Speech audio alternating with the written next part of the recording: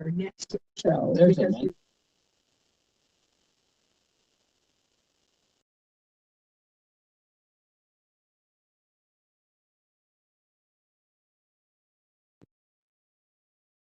Are you able to hear me?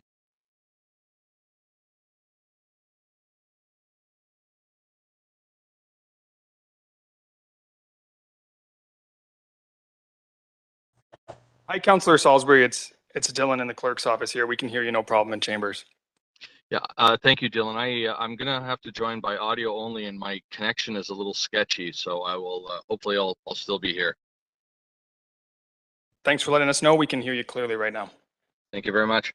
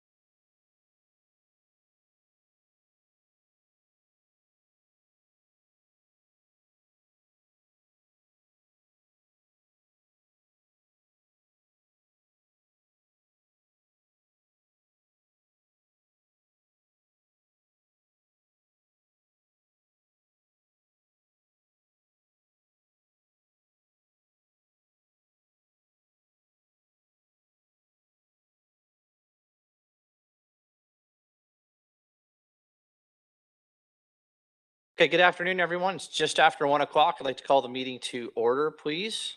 For those that are my fellow colleagues on council, if you could please put your cameras on if you can.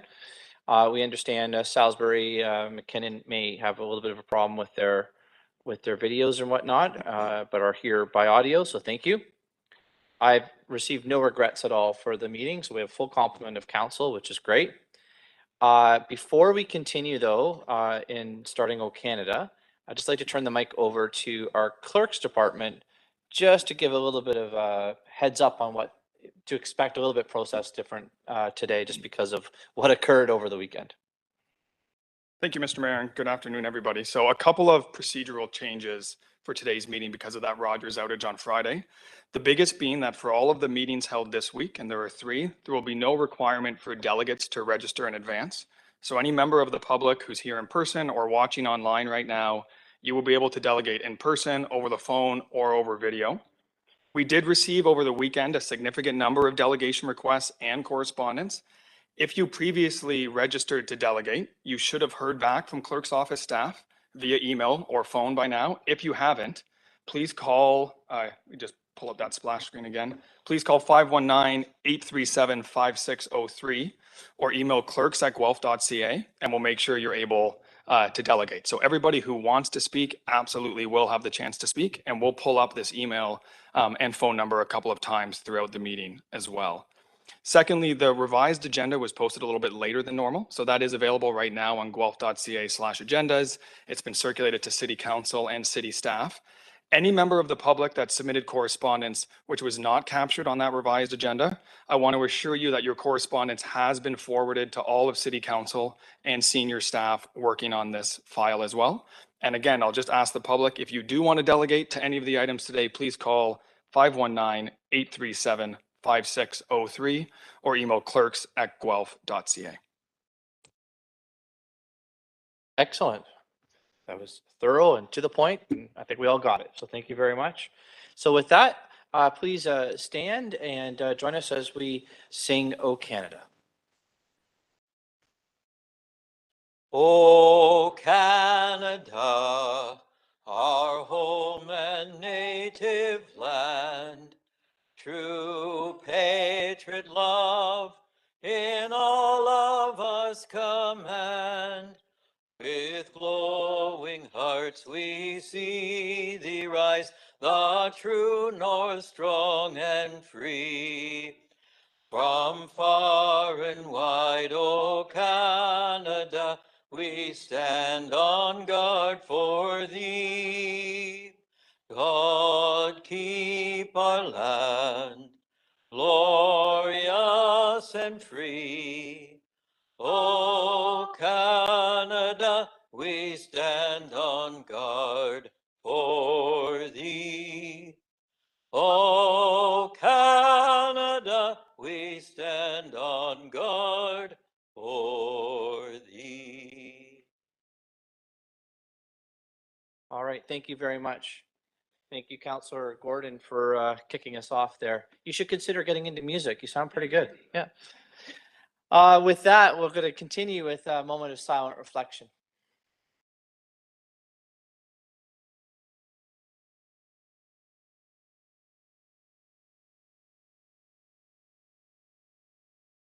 Great, thank you. And our First Nations acknowledgement. As we gather, we're reminded that Guelph is situated on treaty land that is steeped in rich Indigenous history and home to many First Nations, Inuit, and Métis people today. As a city, we have a responsibility for the stewardship of the land on which we both live and work. Today, we acknowledge the Mississaugas of the Credit First Nation on the Anishinaabe peoples on whose traditional territory we are meeting. And is there any disclosure of pecuniary interest or any general nature thereof for the item in front of us today? Not seeing or hearing any at all, so we will continue right along. We have the decision report today for Shaping Guelph Official Plan Amendment number 80. It's going to kick things off for us. We're going to have our staff do a presentation, and then we're going to hear also from several delegations, and that's already been touched upon also by our clerk with the opening remarks from him. So with that, I'll turn it over to, I think Chris, she's smiling, Krista Walkie, our General Manager of Planning and Building Services. Over to you. Thank you, Mayor Guthrie and members of council. Good afternoon, and I'm excited to be at the recommendation meeting for the Shaping Guelph Municipal Comprehensive Review. Over the past 2 years, council and the community have been engaged in a conversation about growth and the development of our city. This conversation has been instrumental in setting a vision for growth and ensuring that while we're required to meet provincial targets, we can do so in a way that is truly made in Guelph. An official plan review is an opportunity for the community to work with staff to establish the vision, principles, and policies that will guide the city's growth and development for the next 30 years. What was launched as a planning horizon to 2041 was updated with an amendment to the growth plan for the Greater Golden Horseshoe to 2051. The plan at 2051 now ensures that municipalities have sufficient land to support and foster complete communities, job creation, and housing affordability. Changes have been made, before you today to align terms and definitions with the new Provincial Policy Statement 2020, which came into effect on May 1st, 2020. These changes were made to ensure that a place to grow reflects an up-to-date reference to the new PPS and maintains consistency across the planning system in Ontario with such things as definitions and planning horizons. The official plan before you today is aligned with our strategic plan. It supports a healthy community. It prioritizes and protects conservation and restoration of the city's natural heritage system. It recognizes the city's role in responding to climate change and preparing for Guelph for a net zero carbon future. And it recognizes the importance of planning for growth centered on providing housing and employment options and services for our current, but as well as our future residents. I'm very pleased that Guelph has planned to accommodate growth within its boundaries. And this is a key item for us. We've been able to accommodate growth within our boundaries. I actually have to say it twice. Not all municipalities have been able to do that. So we have taken a sustainable and fiscally responsible approach to how we grow in Guelph.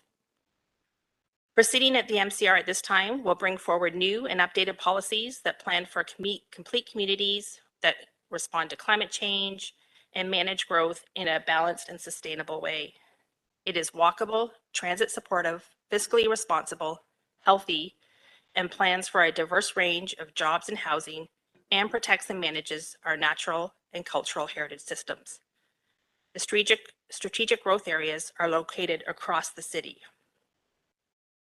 This is a phased approach, with this phase of our official plan update being provincial conformity. The next phase will bring forward OP policies that were recommended with recent master plans, such as the Transportation Master Plan, but were not able to be included as part of this exercise due to timing.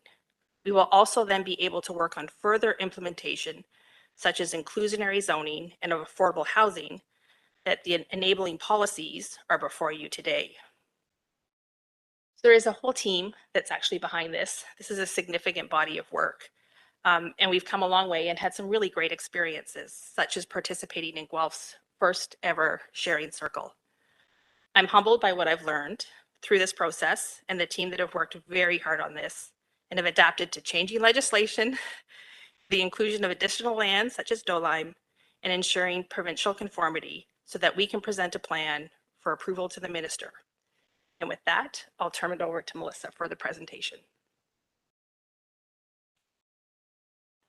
Good afternoon, Mayor Guthrie and members of council. My name is Melissa Aldinate. I'm the manager of policy planning. And in my presentation today, I'll provide an overview of Official Plan Amendment 80, its purpose and effect, and the policies that are before you today. The city's official plan, as Krista mentioned, is being reviewed in phases, with this phase focusing specifically on alignment with provincial policies and plans. Specifically, this review focuses on conformity and consistency with a place to grow, with recent amendments to the Planning Act, recent amendments to the Clean Water Act, and to the Provincial Policy Statement, among other provincial legislation. Official Plan Amendment 80 implements the city's growth management strategy that was presented to council in January. OPA 80 also implements the recommendations of the council-approved York Elizabeth Land Use Study.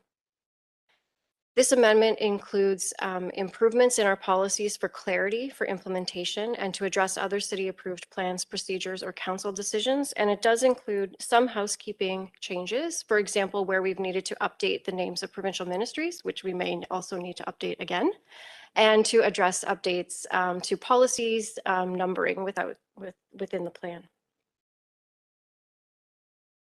Our review process, which we've called Shaping Guelph, began in the fall of 2019 with the commencement of our background studies. The project involved a kickoff event, a large in-person event right before COVID. At that engagement event, we asked people where and how Guelph should grow. From there, we had engagement on each background study as they were released, and the official plan policy paper was presented in May of 2021, followed by engagement with the community. The growth management strategy, as I mentioned, which included recommendations for this phase of the official plan review, was presented to council in January. with the draft of the official plan amendment 80 being released in February, followed by an open house and public meeting of council, along with consultation and meetings with the Métis Nation, with 6 nations of the Grand, and with Mississaugas of the Credit First Nation. I'll now focus on what our official plan provides in terms of policy direction for growth and development to 2051, and in particular, a focus on the specific policies of OPA 80. Our official plan sets the vision for the future of the city. It creates a strong foundation to guide future growth that is supported by our master plans, including the transportation, water, wastewater, community energy initiative, and source water plans. Our official plan is aimed at designing our built environment to promote sustainability and healthy active living. And while we're doing that, we are looking at mitigating and adapting to climate change. Our official plan is required to be in conformity with a place to grow. A place to grow sets targets and forecasts for growth and development in the city to the year 2051. With OPA 80, the population and employment forecasts for 2051 are set for our city as 208,000 people and 116,000 jobs.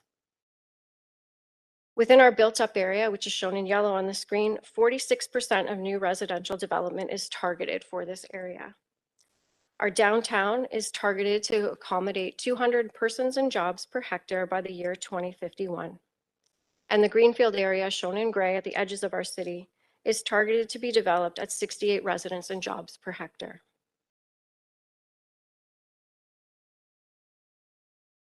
Our official plan sets our course. It provides an updated vision for Guelph, where Guelph is a place of community, it's welcoming and diverse. Guelph is thoughtfully designed, and it is a place where our natural and cultural heritage resources are protected and celebrated. In Guelph, we respect the land on which we reside, and we are stewards of this land for future generations. We are committed to meaningful engagement with First Nations and to building relationships, as this is part of our key role as stewards of the land. The official plan sets our course for population and housing. We plan for a range and mix of housing options and densities to meet the needs of our current and future residents at all stages of their life and to accommodate the needs of all household size and incomes in all areas and neighborhoods of the city. Our policies support intensification in our built-up areas and the revitalization of grayfield and brownfield sites to bring vibrancy to our neighborhoods and provide options for housing and jobs close to where people live. Our policies seek to create vibrant urban areas that have increased densities to support walking, cycling, and transit as a primary mode of transportation.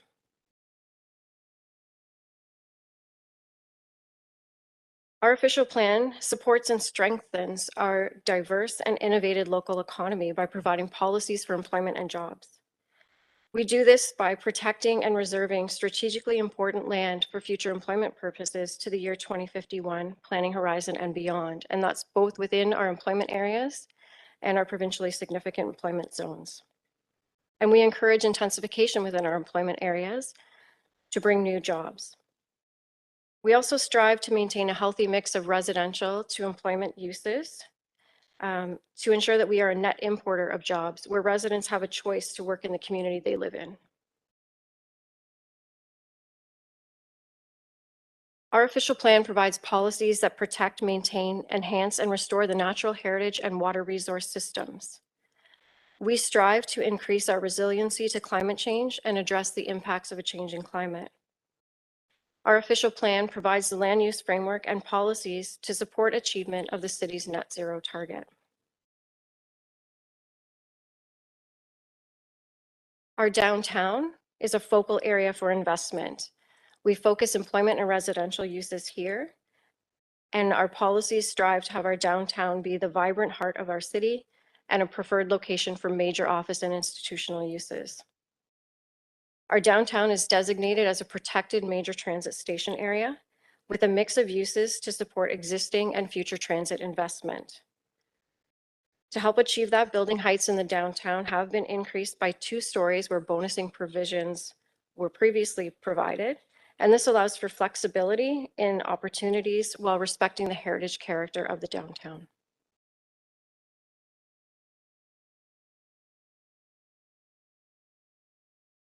In our official plan, we're required to conform with a place to grow. And in terms of that, we are to set strategic growth areas throughout the city.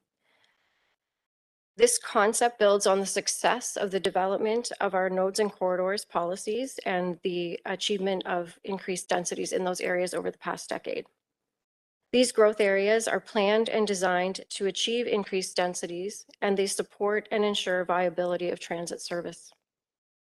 They provide for mixed-use development, compact form, and they achieve our objectives of walkability.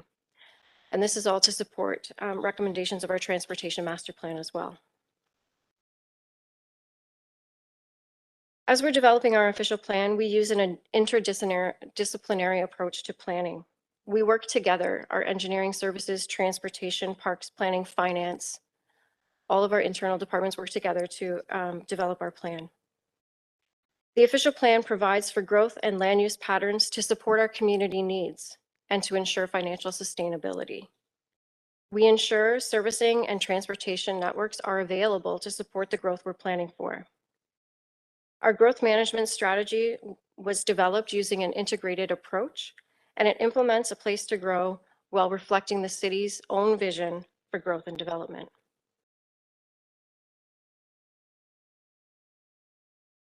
As I mentioned, OPA 80 was released in the spring, and we've had consultations on that document since that time.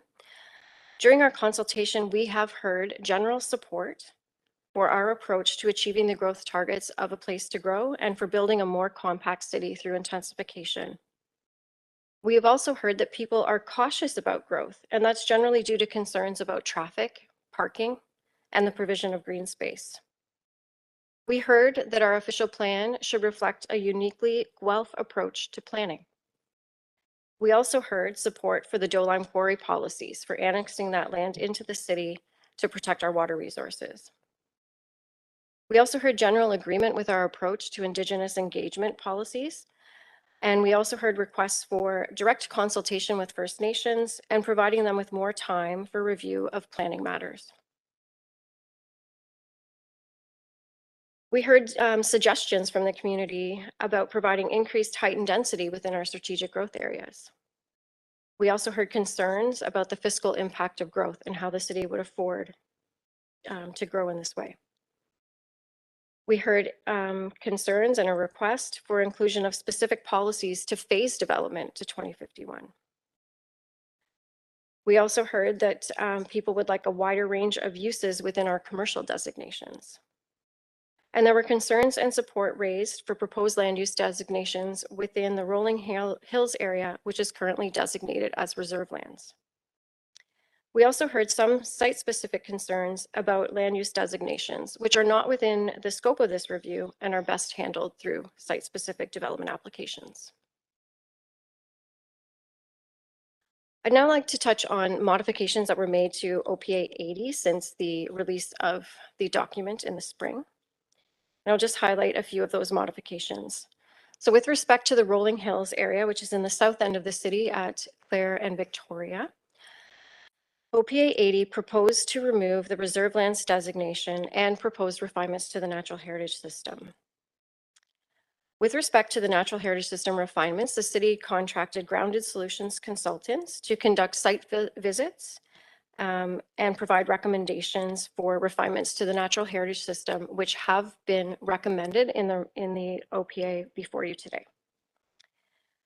Should any development occur within adjacent lands to any of our natural heritage system within the city, an environmental impact study is required to determine and confirm boundaries of features within that area and any mitigation required. In response to comments that we heard from Rolling Hills area residents who were generally split on being opposed to or in support of development, we have made some amendments within this area.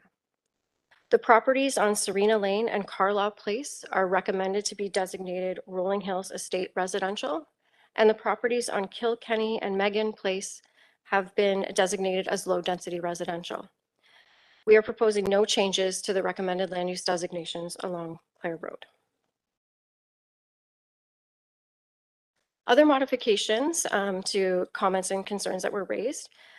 At the public meeting, we did hear comments about the designation of 1291 Gordon Street, which is an existing apartment site known as Solstice.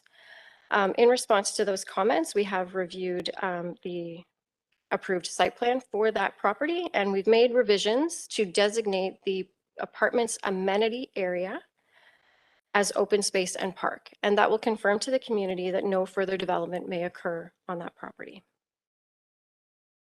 In our policies for Indigenous consultation, we have made revisions in response to our consultation with First Nations to recognize that Guelph is situated on the traditional territory of the Huron-Wendat and the Haudenosaunee people. For the downtown policies, we have made revisions to provide clarity. Downtown is known as our urban growth center, and it is also our protected major transit station area. So we made revisions to those policies to be clear that all of the policies apply to downtown, and downtown is both of those things. We also had a request for revisions to a recommended designation of a property within an employment area at Silver Creek and Speedvale. There was a request to maintain residential uses or the mixed use corridor designation of that property. We are recommending that the uses of that property be expanded. So our recommendation is that it be designated as service commercial and as industrial. So having both of the permitted uses of those two land use designations. We are recommending the change from mixed use corridor for this property because it is within a designated employment area where both the provincial policy statement and a place to grow prohibit residential uses.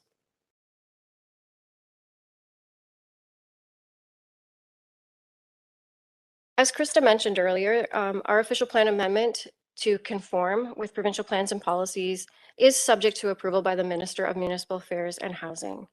To date, we have not received comments from ministry staff.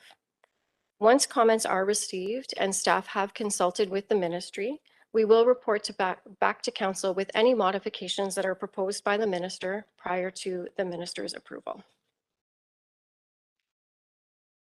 And finally, our recommendations to council today are to adopt OPA 80 for submission to the province for approval.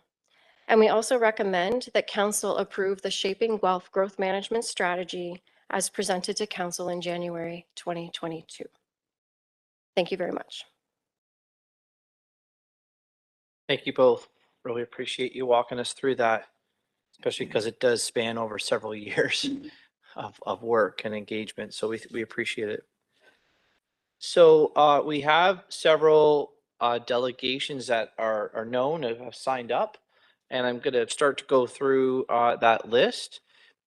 Maybe some of the names look familiar, some of them might not be. So if you're here for the first time or joining us for the first time, welcome. You do get no more than 5 minutes. And so I'm going to be hard and fast on that rule, okay? No more than 5 minutes. When you're done, just make sure you stick around though, because myself or maybe another member of council may have a follow-up question. If not, then I'll let you know and you can hang up or leave at that point. The first one that we have is Kelly Hodgson, and I believe Kelly is joining us by video.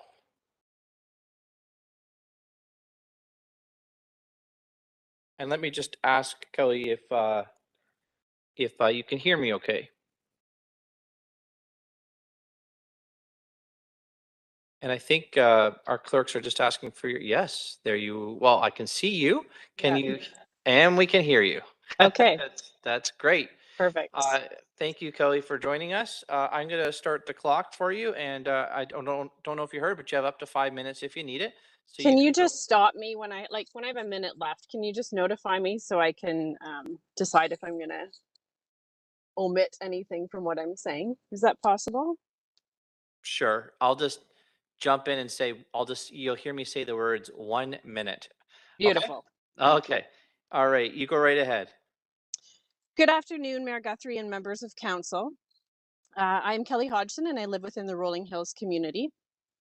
Thank you for the opportunity to speak and be heard.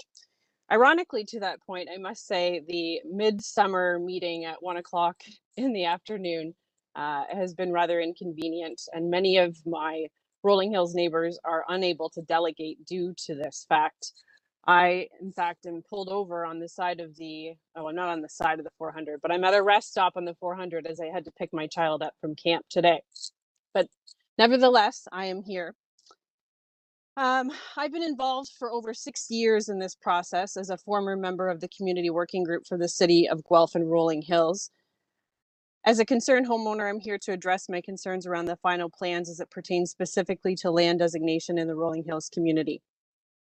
We moved in 2015 to Rolling Hills. It was our dream home. We decided on this area of Guelph as it was close to amenities and a natural setting, which had a feeling of privacy and was surrounded by a beautiful environment. It was also in the catchment for a wonderful school for my children.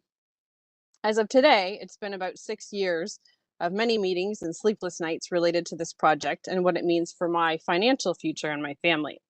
The piece of real estate that I own on Serena Lane is the largest investment I have.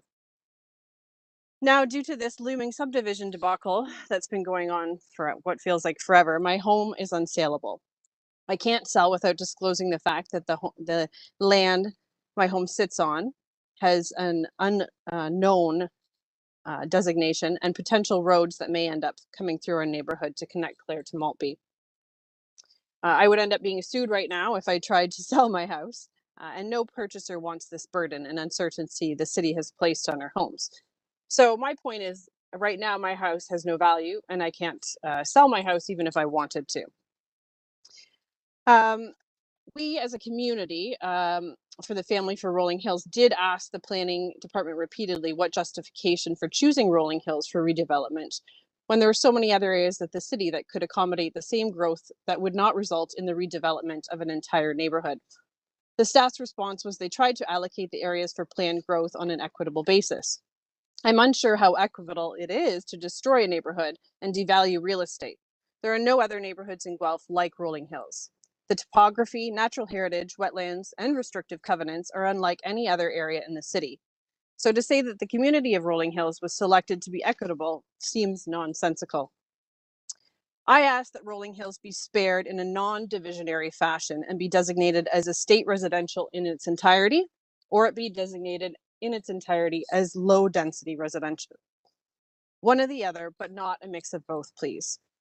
The mix of both degrades the value in real estate for those that are slated as estate residential homes, and it will become a domino effect in the end that will eventually result in the entirety of Rolling Hills being destroyed. The clear land designation for all allows homeowners to sell or stay with ease of mind that a final decision has been made. Homeowners in Rolling Hills deserve a unified, decisive, final decision after more than 6 years of upheaval. Thank you for listening. Okay, I didn't even need to say 1 minute. Perfect. Okay, just stay with me to see if there's a follow-up question for you from any members of council. I'm just looking around here. There is not. So thank you very much. Hope you get your daughter okay there, and we wish you all the best. Thank you. Thank you. Jacqueline McAllister is next and is here in person. Yeah, right there. Yeah, and the mic will go on for a turn red there.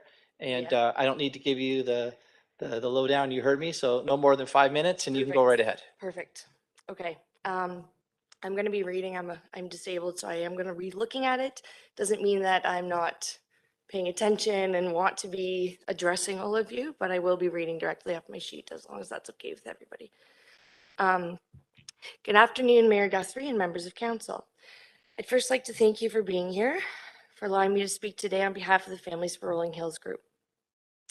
Today, I'm going to focus on one simple thing: trees and the tree canopy that exists in Rolling Hills. Guelph has established a policy to protect and improve upon the city's tree canopy. The current tree canopy sits at about 23%, with a goal to increase to 40%. Strategies have already been enacted to plant new trees on streets and parks, as well as increasing shrubs in parks and natural areas. This is great. All of it's great, because trees, as we know, are our greatest allies when it comes to reducing carbon emissions. Rolling Hills is made up of mostly mature green space, an estimated 65% tree canopy.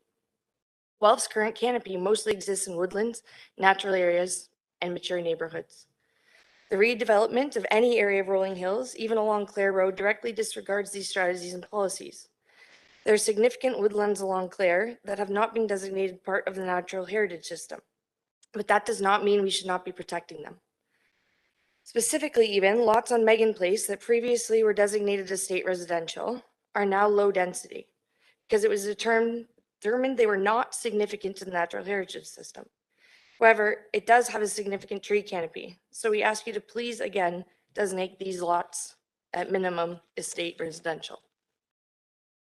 Stripping these lots and any lots to permit higher density housing would be taking a step backwards in protecting the city's tree canopy. Growing the canopy is essential, but removing large chunks of it is detrimental. Now, I know we can sit here and say that when development happens, we'll be replanting the trees, but it's obvious that one, if developed, there will be no way to allow space for the same number of trees to be planted. And two, saplings or young trees do not have the same capacity as mature trees to absorb carbon dioxide. A typical tree can absorb around 21 kilos of carbon dioxide per year. However, this figure is only achieved when the tree is fully grown, which can take up to 30 years. Guelph is actually quite a brilliant city that has a reputation of being green for a reason. Mike Schreiner is the only Green Party member in all of Ontario. I think that's worth repeating. Guelph has the only Green Party seat in all of Ontario. One out of 124 seats. Guelphites then obviously have clear values, expectations, and demands when it comes to considering the environment. We've heard numerous objectives like increasing resiliency to climate change and address the impacts of a change in climate. They're all over the staff and planning reports. Our very own Mayor Guthrie is an example of this deep respect for the environment, serving as an ambassador for urban climate action at local, national, and global levels by representing the region of North America and helping guide us towards ambitious emissions reduction goals. Can we honestly say that by developing and removing a large chunk of tree canopy, we are serving these objectives and values? I'm just asking you to consider our reputation as a city when you make your decision, considering the values Guelphites hold as part of our unique identity. Fighting climate change can happen in small steps as well as large ones. It can be about the simple things like saving trees by setting an example of protecting tree canopies at all costs. You as councillors are the only way to protect this tree canopy, the only way that we can guarantee for sure that it will not be destroyed. Respectfully, I can acknowledge how hard staff is working to appease both sides of this by attempting to limit the damage that developing on and adjacent to the natural heritage system and Paris Gulf Moraine will cause. However, given that anywhere from 37 to 39% of global emissions come from building, construction, and operations, by developing anywhere, including Rolling Hills, there is no way to avoid this destruction. However, what we can do is buffer the impact of development by keeping things intact that help reduce emissions. Trees help reduce emissions. I feel like maybe a bit of a broken record here, I don't know, but it just doesn't make sense. It doesn't add up. That a city that identifies as green, with a global ambassador for being green, to tear down mature green space and impose on natural features that have a significant impact on the way our whole city lives. So I say that there's a choice being made here. We can be like every other municipality in Ontario, or commit to the values of Guelphites and truly embrace what other municipalities believe our city to be, to align with the values of our voters, to actually take a simple stand in protecting our tree canopy. Set an example to Ontario that it's okay to put the environment first. It's okay to take a stand. I'm not talking about halting all growth. We're talking about saving a mature neighborhood with 65% tree canopy that also happens to have significant environmental features that run through and under it. Thank you. Thank you. And you're at 4 minutes and 58 seconds. Wow. So well done. I adore it when I do not have to interrupt people. So that's awesome. Thank you. Just before you go, and thank you for reading your presentation. Is there any questions from anyone as a follow-up? I don't hear or see any. So okay. Thank you very, very much. Thank you. The next is Sam Lamont. And I believe it says here Sam is in person. But I don't see anyone running to the mic. by the name of Sam. Okay. Thank you, Ross. Okay, which means actually, Ed, that you are next. So we'll jump to you because Ed is here and Ed is in person. So Ed, thank you for joining us. And I'll start the clock for you as well. Go for it. Go right ahead.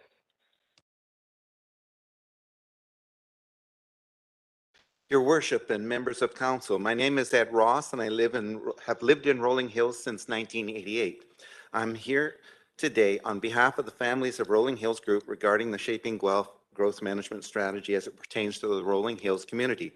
Thank you for allowing me to speak. I don't have any exciting pictures to show you like the last time I spoke to you of the deer on our property and all of the 3,000 trees that I planted. Instead, I want to briefly draw your attention to the petition which our neighborhood has worked on for the last 3 weeks. This petition, an Excel file of the signers, was submitted to the clerk's email last Thursday, so you should have seen it. We have over 250 signatures and almost everyone in the neighborhood has signed. A few neighbors, mostly those adjacent to Clare Road and who hope to sell their properties to developers, have not signed. While we understand these owners are frustrated with the traffic and noise of Clare, developing their properties with higher density homes will affect the homes adjacent to them, making them noisier and less desirable, and this will invariably have a cascade effect. And higher density homes will keep moving south from Clare. This will have a major effect on those properties, causing them to lose value. My home is at the south end, so I won't feel this for years, but my neighbors and friends will feel it much sooner. Please allow me to read the petition in case you haven't had a chance to read it. I will read a few comments sent in with the petition. The comments are all from people who live in other parts of the city, not Rolling Hills. The comments are also on the Excel file with names, which I won't mention here. Here's the petition. On July 11th, 2022, Guelph City Council will make a landmark decision on how much more crowded they want our city to be. The plan is to increase our population by more than 60,000 people. Our roads are already congested, yet they want more high rises. Their plan is to develop all the green areas of Clare Maltby, comes with no plan to improve Victoria Road. The plan that council is being asked to approve on July 11th calls for developing large swaths of the Paris Gulf moraine, the key water discharge source. Guelph is one of the few cities that depend almost entirely on underground water to feed its wells and supply water to our homes. So why are they destroying these natural areas? The planned development would also mean killing thousands of mature trees and eliminating the natural habitat for wildlife. The community of Rolling Hills was established in the late 1980s when it was part of Pusnich. It sits on the Paris Gulf moraine with substantial areas designated as natural heritage to protect the woods, wildlife, and the city's drinking water. Much of it cannot be developed, yet the city wants to permit the destruction of a neighborhood and give the green light to developers to tear down our homes. No other established residential subdivision in Guelph is being targeted for such a wholesale intensification. We ask that the City of Guelph maintain our neighborhood, protect our water supply, and conserve the natural heritage by designating its land consistent with what it is currently and not to assign intensification. Please join us in protecting our environment and our water supply. By providing my information, I show support for this petition and its request to our City Council not to change the land use designation of Rolling Hills and to maintain its environment. We've had many comments from citizens in other parts of Guelph in support of the petition. I'm only going to read a few. You will notice the theme, slow down the development. They are. Number one, I've seen firsthand the value the nature of this area provides to the city of Guelph. At this time, given the city's long-term plans to support the green areas of Guelph, this proposed development is not prudent. 1 minute. Thank you. Or a valuable move by the city unless the sole objective is financial gain. Two, there's too much intensification already. Rolling Hills is a beautiful residential area and needs to stay that way. Guelph doesn't need to be the new Mississauga. No more building on the Paris Gulf moraine. Our water needs to be protected. 3, this area is a lovely area. Why destroy the people's lives? What's wrong with using the land east of Victoria, north of Stone? And finally, why would the city want to destroy and establish neighborhoods when there's plenty of infill and density intensification opportunities elsewhere? We need larger lot neighborhoods as well as lower income housing. The families of Rolling Hills respectfully request that our established neighborhood be excluded from redevelopment. Thank you for your patience on listening to my request. Great, thank you very much, Ed. And let me see if there's a question, nothing online, but I got 2 here in the room. We'll go with Hoffman and then O'Rourke. Thank you, Mayor Guthrie. Mr. Ross, I'm not clear where you live, Mr. Ross, but can you speak, are you familiar with the covenant? Could you speak to council about that? Sure. There's a number of covenants on each of. But I'm interested in how it gets changed. I would imagine the lawyers will have a field day with that. I'm sure it's going to have to go to the lawyers. We've checked on with our lawyers of how valid that covenant is. What can I say? You know what I mean? I've been in legal processes before, and I'm always amazed what comes out of it, with a judge rules. As far as I know, they're still valid. That answers my question. Yes, they're still valid. You asked where I live. I live right there, 1925 Victoria Road South. I'm at the very bottom in that green space there. Those are my 3,000 trees. Okay, so yes, 3,000, very impressed. So Mr. Ross, I'm a bit confused about the petition because in the official plan amendment, Rolling Hills, they've suggested it stays as Rolling Hills estate residential. So is that what people in your petition are agreeing to? You got to bear in mind that it wasn't like that up until fairly recently. So we were looking at a dotted line here for a road here, and these 2 roads being connected, which would have just destroyed the whole, residential properties. I understand that from here down seems to be protected now with the latest one, and this area up above seems to be slated to either partial or complete intensification. Okay, so one more question, Mr. Ross, then. Does that mean the families of Rolling Hills agree with the official plan amendment? We would like this to be green all the way, because as soon as you start here, you break the covenants. And if the legal aspect of, if we win on the covenants, then there is no development. But if we lose on the covenants, then what's to stop all 52 from being completely developed? Each individual may or may not, apply. And you will have to take it on a piece by piece. It means we're no longer secure as an estate that we are right now. Thank you. Does that help? Yep. O'Rourke and then Alt. Thank you, Mayor Guthrie. Mr. Ross, thank you for delegating today. There's no question it's a beautiful area. But just a little bit of clarification around your property. It's my understanding that your property will be estate residential, right? And protected because it access to Victoria?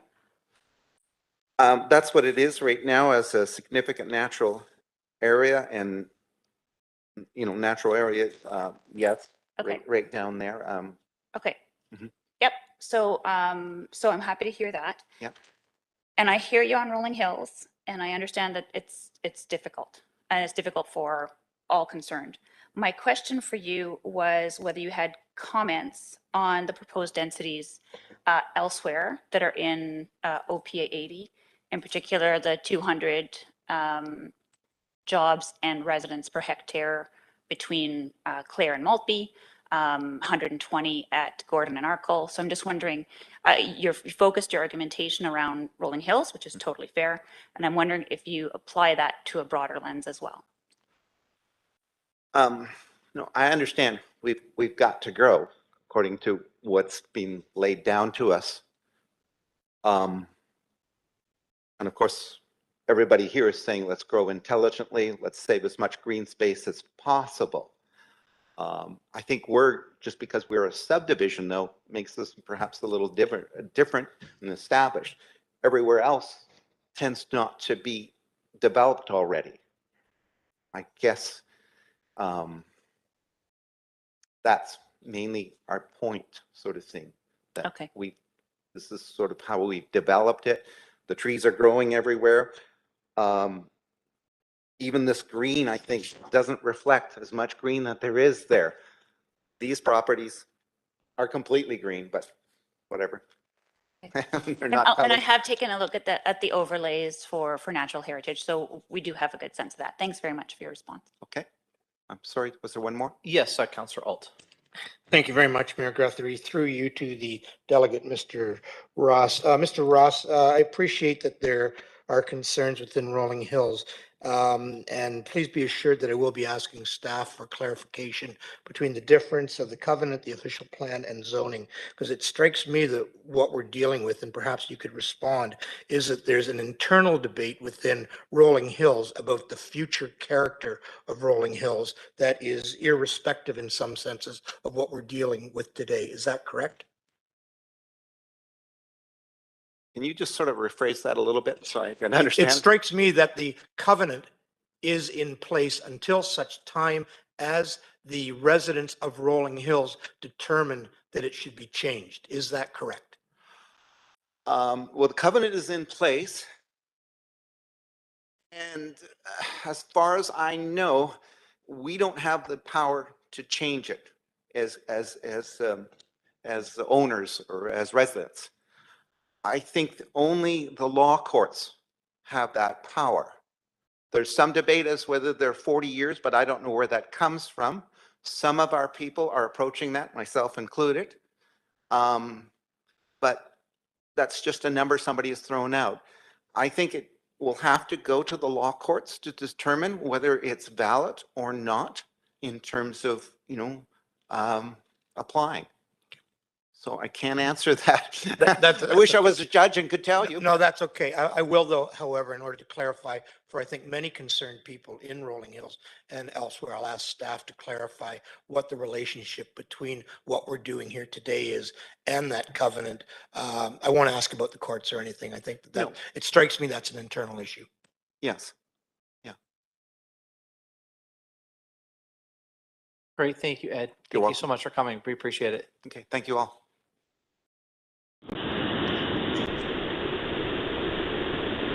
Okay, Ben Perry is next, I believe. Hello, can you hear me? Anybody? We can. Is that you, Ben? That is me. Sorry, I'm currently bouncing down a road in Costa Rica right now on the way to the airport, so I'll keep it brief in case I lose you guys. But all right. Okay. Okay, go ahead. I'll start the timer. Go ahead. Sorry, Matt. Okay. I just wanted to say we all know there's absolutely no need to redevelop Rolling Hills at this time. I mean, Guelph has large undeveloped swaths of land, with multi-decades of development ready and willing to plan for and eventually build on, including Lafarge Land, Innovation District, Dolan Quarry, and the rest of the excluding Rolling Hills. However, if we approve or if any plan is approved which sort of includes planning for redevelopment inside Rolling Hills, immediately developers will move, things are going to change, and it will lead to the end of Rolling Hills. It will be a domino effect that will ripple through the whole community, and it will be all for nothing. I just don't know why in the world we would make a decision now that would take out future options for Rolling Hills. And a future option would be realizing in 10 years that it's something worth keeping, that we need to keep it. So why would we ever start that domino effect right now to press it? So anyways, I just think there's absolutely, it's not the time for it. We know it, the developers even know it. I'm friends with some developers. I asked them, and one major, huge developer involved, and he says, I know that we don't need Rolling Hills. We don't. We all know it, but the planning department, I understand they're going to plan for the future, but it's just sets in motion something that is irrevocable, and it'll lead to the end of the Rolling Hills. I don't think we need to do it at this time. So, and I don't think we need to do it ever, but why take the chips off the table right now and set in motion this? So that's all I have to say. Thank you, Ben. We appreciate it. And let me see if there's a follow-up question for you. And there is not. We wish you all the best with the airport in Costa Rica. Okay, thank you. All right, take care.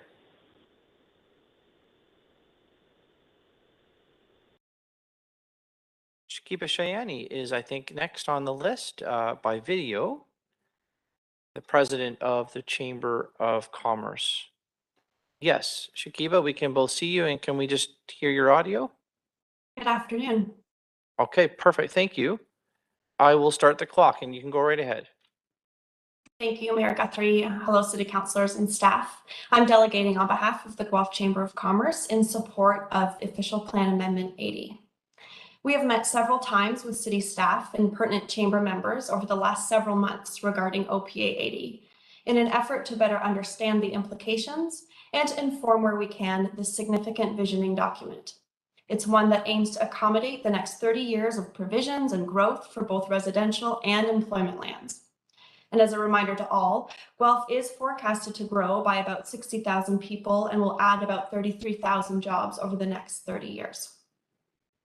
We're glad to see that OPA 80's identified strategic growth areas are spread throughout the city and that they aim to create multimodal accessible areas or micro communities, as it were, to serve local needs. It's apparent that the downtown is a focal area for investment, employment, and residential uses. A downtown is at the heart of a city and usually a preferred location for major office and institutional uses, which requires it to be convenient, accessible, and an activated area. We do benefit from a protected major transit station there, which supports existing and future transit investments that we require. With some additional visioning and attention, a complete downtown can propel economic prosperity for our city. Speaking of downtown and also beyond, and although the OP does propose some increases, we would have wished for bolder density targets. I believe most of us tuned in to Brent Todderan's presentation the other week, where he reminded us that density is key to the financial viability of the city. Watson Financial Implication Memo to Council in March, in fact, noted that higher density growth will improve overall cost effectiveness of city services. Todderan reminded us that density is inherently green as well, that our ambitious transportation master plan modal shift goals require higher densities if we are to achieve them. He reminded us that we can have tall buildings without undermining natural heritage and other considerations such as the Basilica corridor. In fact, tall buildings are required as to not undermine the building's design, a critical component of high quality cities. We are reminded that we must keep up with infill housing, that mid-rise and gentle density can stabilize and facilitate complete neighborhoods. You'll always hear me say this about master plans and plans of this grandeur. The more significant exercise in city building here will be in the implementation and responsive updates of the OP over time. Along the way, be reminded of the ambitious vision that's outlined in this OP amendment, most notably that the OP ensures that, quote, our city has been thoughtfully designed, is compact, connected, and complete. This holistic perspective will be integral to the social and economic well-being of Guelph and our residents. Let it assist council and staff in the challenging task of prioritizing activities and budgeting accordingly. Let's allow this OPA to help build the inclusive, connected, and competitive city we know that we can be. Thank you for your time. And thank you very much for delegating. Councillor Alt has a question. Thank you very much, Mayor Guthrie. Ms. Shayani, thank you very much for speaking. I just want to ask you one question. You talked about bolder targets, and I'm wondering if you could perhaps just unpack that a bit for just downtown, and what do you mean by bolder targets? Do you have a number in mind? I don't want to necessarily go down too many rabbit holes on technicalities where I do often defer to staff expertise. I know that, and we've heard from community and from membership, that I am talking here about density targets specifically across the city and certainly in our downtown where we know that there's a return on that density investment that supports and frankly sometimes subsidizes really infrastructure across the community. So I believe that we could be bolder in our downtown density targets and other targets in other growth areas. And that's just a position that I wanted to share broadly to council and staff. Thank you. I didn't want to pin you down on numbers. I was just curious whether there was anything off the top of your head. Thank you very much for your comments on tall buildings and density. I'm not going to get into a debate on that at this point, but it is appreciated that you identify density as important. And I'm sure that you're probably aware that we are trying to strike a fine balance in what density is. Thank you. Thank you, Councillor. And that's it. So thank you very much for joining us. We appreciate it. Thank you. Thank you. Hugh Handy is next, I believe, also joining us by video. Yes, I can see you, Hugh. Can you speak just to make sure your audio is working? Yes. Can you hear me? We can. Yeah, we can. Thank you so much. And you know the drill as well. So I will start your clock now. Go right ahead. Mayor Guthrie, just before I start, I'm here delegating on a couple of items related to 331 Clare and ArmTech.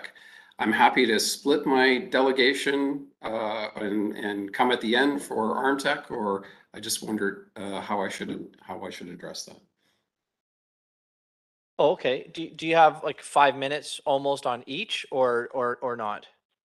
Depending on probably not, but I just wanted to, I didn't want to, I might get to the end and then decide I need more time. And if I do, then I'm happy to split my delegation.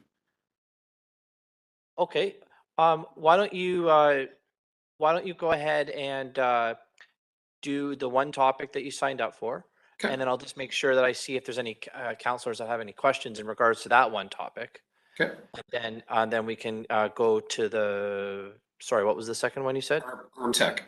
Yeah, then we'll move to that one. I'll start the clock again and we can go from there, okay? Okay, thank you. All right, thank you. Thank you, Mayor Guthrie, members of council, staff, ladies and gentlemen. My name is Hugh Handy and I'm a vice president at GSB Group and a land use planner. I'm here on behalf of the owners of 331 Clare Road East. The property is approximately 1.6 hectares or 4 acres in size and sits on the south side of Clare Road, opposite Tolton Drive. We are in support of the staff recommendation for the land use designations of Area 1 on the south side of Clare Road. In fact, through discussions with our client, it's my understanding that the South Clare Road Neighborhood Association is in full support of the staff recommendation as it relates to what has been commonly referred to as Area 1 or the north end of Rolling Hills. We have been involved, GSP and our clients have been involved through the OPA 80 planning process and provided verbal and written feedback. It has been a balancing act, I realize, with staff and obviously the neighborhood to try and look to the future. We believe the modest intensification along this portion of Clare Road supports complete communities and is a gentle density increase along this corridor, This will provide more opportunities for the missing middle housing, in my opinion. This intensification will also support the ideas of 15-minute neighborhoods with new residents being able to walk or bike to schools, parks, trails, and other services. Our client, Reed's Heritage Homes, is committed to developing 331 Clare in a similar manner to Westminster Woods, which was also their project, from an urban design standpoint. In other words, trying to make this look as cohesive as possible between the two sides of the road. In summary, we would ask for council's support of the staff recommendation regarding the land use designations on the south side of Clare Road. Thank you for the opportunity to address you, and I would be happy to answer any questions. All right, thank you. You only used 1 minute and 43 seconds on that one, so let me see if there's a follow-up on that topic. Okay, there is not, so I'll start, continue the clock here for you, Hugh, and you can talk about the other issue. Go ahead. Thank you. Thank you, Mayor Guthrie. members of council, again, staff, ladies and gentlemen. Again, my name is Hugh Handy and I'm with GSP Group. We have submitted correspondence in your package dated June 20th, 2022 related to the Armtech site. I'm also aware of some of the correspondence that's been included in your package from other local landowners. The land holdings of Armtech are primarily on the east side of the Guelph Junction Railway at George Street. Those lands are the majority of where the Armtech site sits are high density residential. However, they do own a small piece of land on the west side, which is medium density. I want to be very clear. Our client does not support any changes to the current designations, including the high density designation on the east side of the tracks. Our letter goes into some detail with respect to that. And we support staff's recommendation, which is to maintain these existing designations. And this is noted, I believe, on page 5 of the staff report. As noted in the staff report, site-specific property requests are outside of the scope of the OP review, which was the intention related to this site, that there would be no changes. This is a complex redevelopment site, and therefore high density provides, in my opinion, opportunities for a range and mix of housing. That's not only apartments, but other forms. The importance of this to our client is that they're trying to ultimately make a transition from their business on this site. And I think as members of council and the public are aware that there will be, that the site is being actively marketed, and the intention of the operator is to eventually cease. The timing, I'm not aware of that, but ultimately that is the intention to change it from the industrial use. So I thank you for the opportunity to quickly address council and the public on this, and I'd be happy to answer any questions. Thank you. Thank you, Hugh. We appreciate it. And let me see if there's any questions at all in regards to that matter. And there is not. So thank you very much. Thank you very much. Next, we have another Hugh, but not that one. Hugh Whiteley. Different Hugh coming on. Hugh is also joining us, I believe, by video.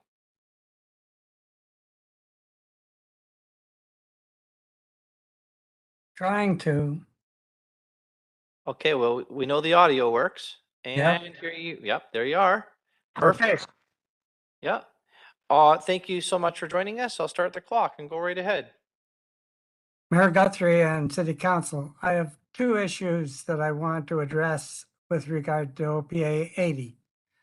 The first, which I had forgotten about, is the absence in OPA 80 of critically important decision-making process for the city in allocating its funds to the phasing of development.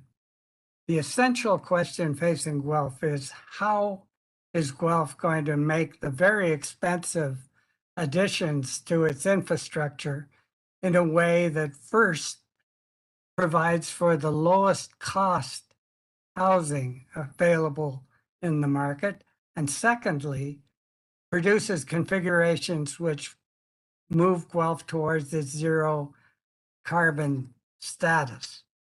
And the city has decided to give preference to the Clare Maltby land development, the most expensive and difficult area to be developed, and to leave aside the development of the Guelph Innovation District, lands which have both the least cost for infrastructure development and the best configuration for moving towards walkable communities with low carbon input. And so I continue to argue that OPA 80 is incorrect in not including proper consideration of the rules for developing the phasing of greenfield. The second issue I want to present is the redesignation that's needed for 40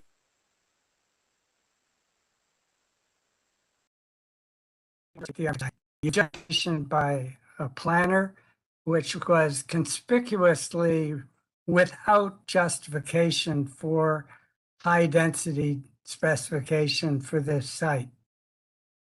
The preamble to OPA 80 says it's supposed to be guided by city plans and policies.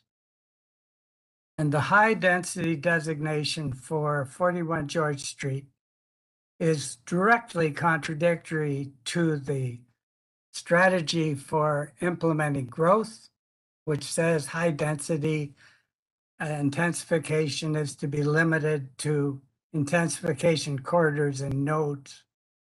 It is also directly contradictory to the guidance for this site provided by the River Systems Management Master Plan, which remains the city's guiding policy for development in riverland locations.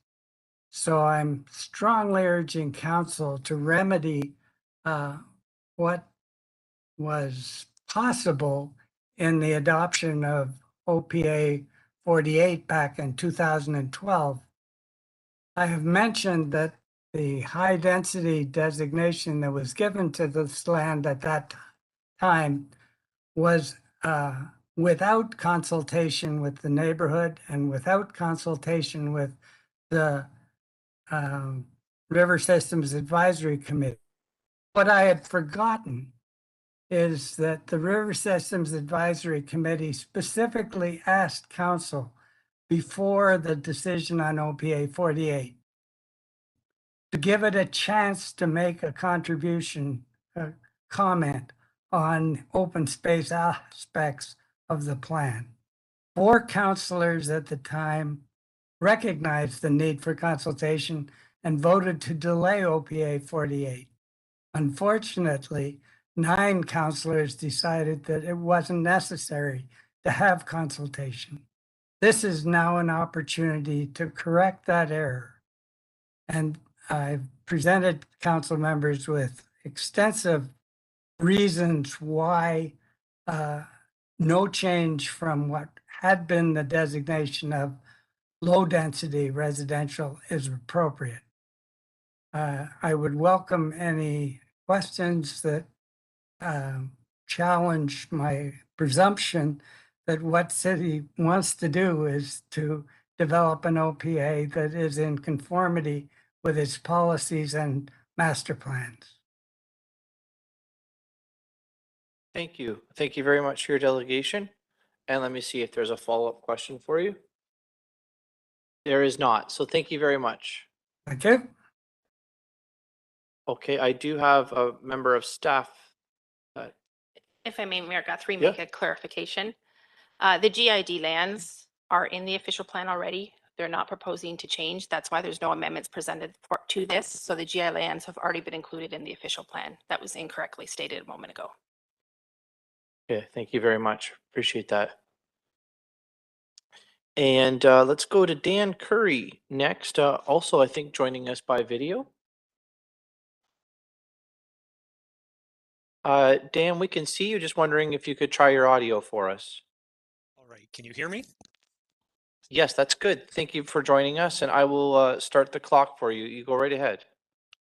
Thank you, Mayor Guthrie, members of council. My name is Dan Curry, MHBC Planning, based in Kitchener. And my comments are on behalf of our Mel Corporation. And we have been involved in the process on behalf of our Mel throughout and have provided comments on earlier drafts of OPA 80 and including this last version. And I'd just like to make 3 points, but before I do, I'll acknowledge that this is a significant undertaking, and this official plan amendment is certainly going in the right direction, notwithstanding I have a couple of comments. And I'd also acknowledge staff and the work they've done, but also their approachability. And we've had several conversations with them over time, and I'm making 3 points. whereas previously I might have made 5 or 6, but we've had opportunity to resolve some things. So my first is regarding the mixed-use corridor on Silver Creek Parkway, and there's mapping in the agenda at page 162. Nandi spoke to this earlier, and the change that staff are proposing are there's 2 maps on the lands that are on the northwest corner, proposing to change those from mixed-use corridor to service commercial. And the impact of that is it would remove the residential uses as well as I think limit the amount of density that could occur there, intensification. And so in our earlier comments provided a number of reasons why this site is still good for intensification. It's well located for transportation, few impacts on low-rise residential neighborhoods. But the real issue is one of compatibility with the surrounding employment lands. And my comments are that you really don't need to make this change at this point in time. Keep it as mixed-use corridor designation. The policies and guidelines that are already in place to prohibit residential if there is indeed a conflict. We know that there's the rail line to the north. There are other implications that would, or not, potential impacts that would have to be resolved. Keep it as mixed-use corridor, and ultimately, if it can't redevelop to residential, then so be it. I'd also note that you haven't received comments yet from the province. If the province directed that, yes, indeed, these lands should be down designated, then you would have to make that change. But for this near future, I suggest you maintain it. My second point is regarding medium density residential areas and strategic growth areas. Of course, the strategic growth areas are the areas where you want the highest intensification, and leaving some of those lands designated medium residential tends to work against that. Again, we've provided more detailed comments in our written correspondence. And then my last point is in regard to neighborhood commercial designated lands. So there's a number of these sites throughout the city, and their planned function is to provide locally serving or mid-neighborhood serving commercial uses, grocery stores, other neighborhood type commercial functions. Residential uses are permitted to allow for that as an ancillary or complementary use, but only in a mixed use building, meaning that residential uses, residential building must have commercial uses on the ground floor. And so, of course, that's all to maintain that primary function of the lands, which are for commercial uses. And what we're suggesting is the city could add flexibility in these designations to allow for mixed use sites as well as mixed use buildings.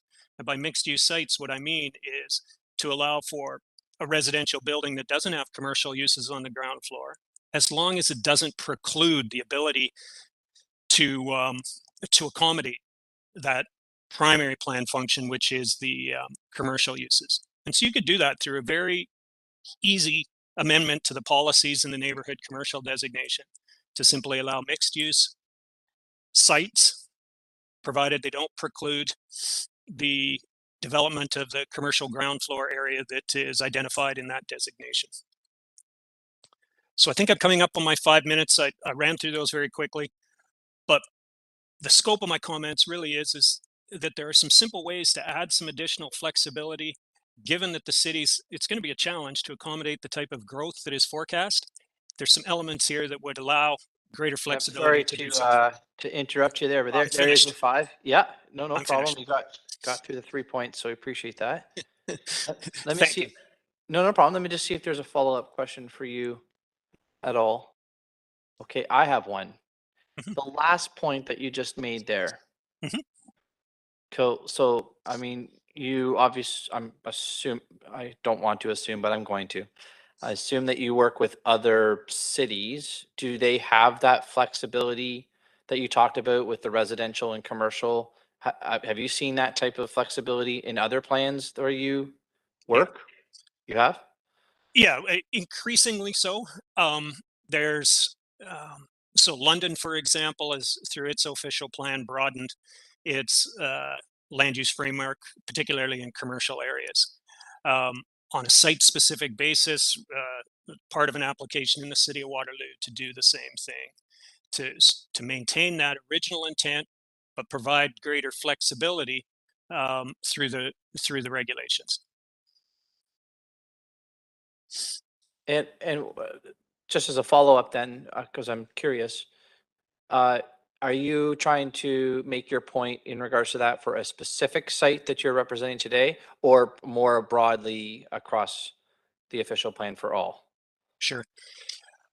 I think you should do it more broadly across that designation. Armel has land that is designated neighborhood commercial that's been vacant for several years on the west side of the city.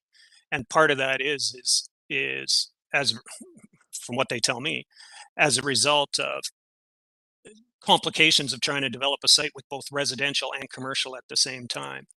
So this change would allow both to happen, but they don't have to happen at the same time. You could develop the commercial first, then the residential later, or vice versa, with the proviso that either one, and particularly the residential, doesn't preclude the overall objective of making sure that those lands will provide a neighborhood serving commercial function.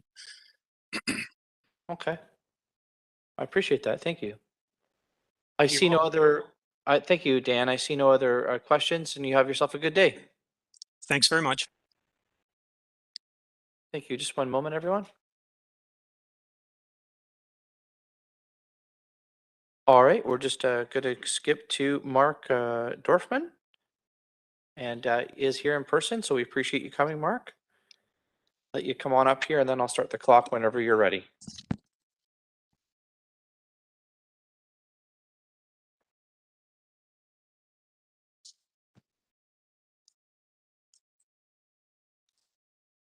Thank you, Mr. Mayor, members of council, and my colleagues and staff.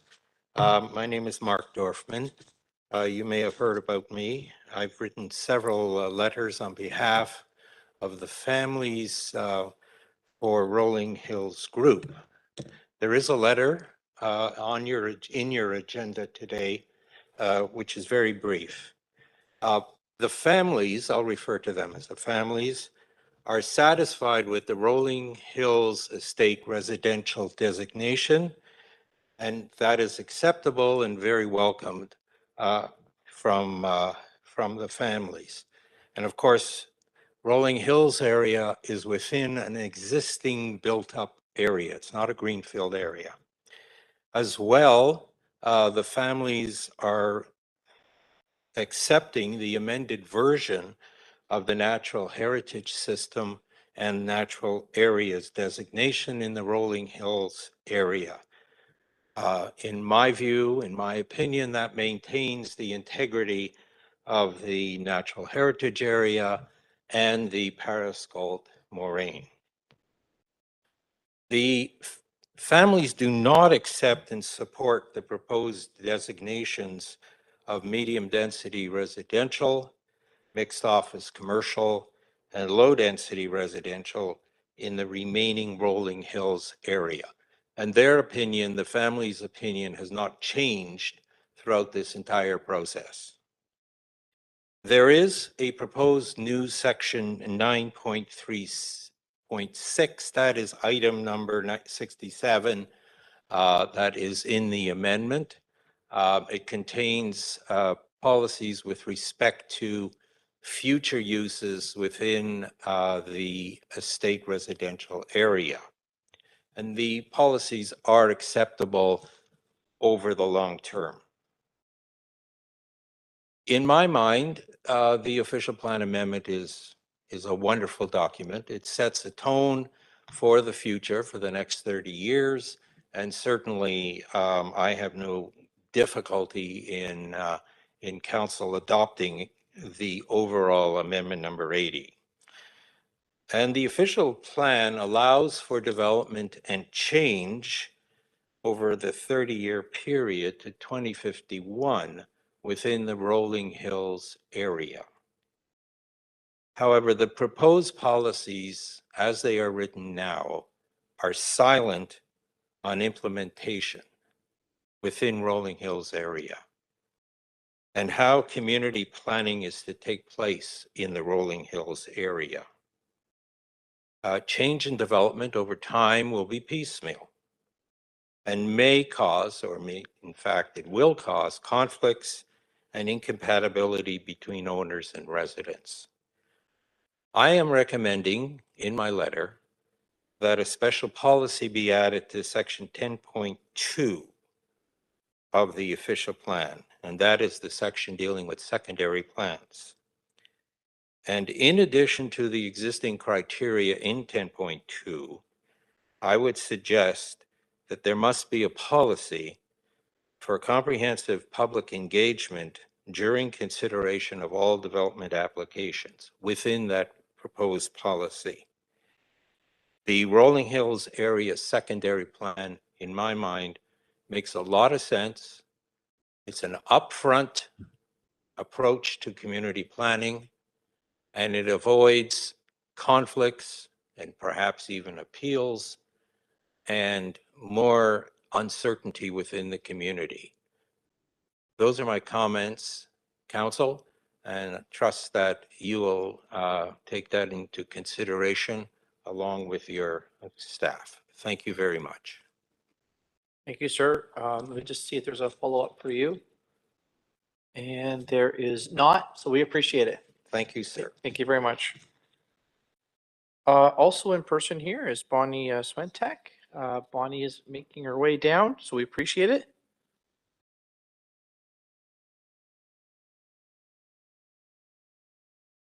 And whenever you're ready, I'll start the clock for you too, okay? Thank you. Mayor Guthrie and councillors, my name is Bonnie Swantek, and this is a first. I have never stood in front of council to delegate. I've always found municipal politics interesting, and I've written letters over the years, but I've never felt strongly enough about an issue to get past the anxiety of public speak until now.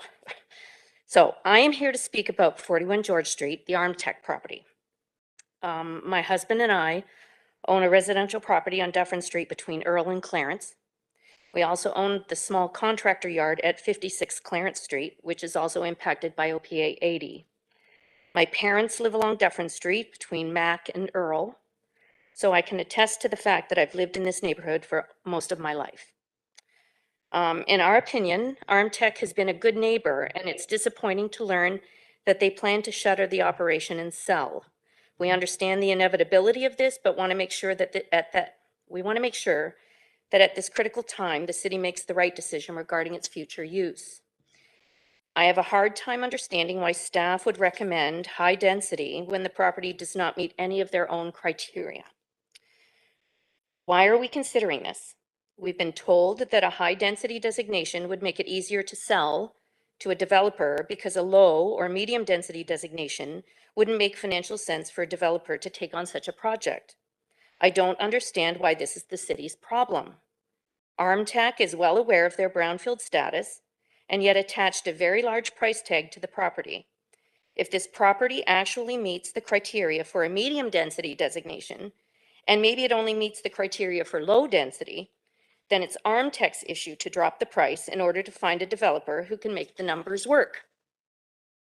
The biggest issue I see for this property is traffic flow. The amount of infrastructure work required to make our small streets accessible to an increase in traffic is onerous. This property is only accessible directly from Woolwich Street through two very small side streets. When asked if staff had looked into the traffic issues, we were told no, that a traffic study would happen when a development application is submitted. How does that make sense? Our best case scenario? Council realizes that this high density designation is not appropriate for this particular parcel of land and chooses a designation that better suits this neighborhood of single family homes.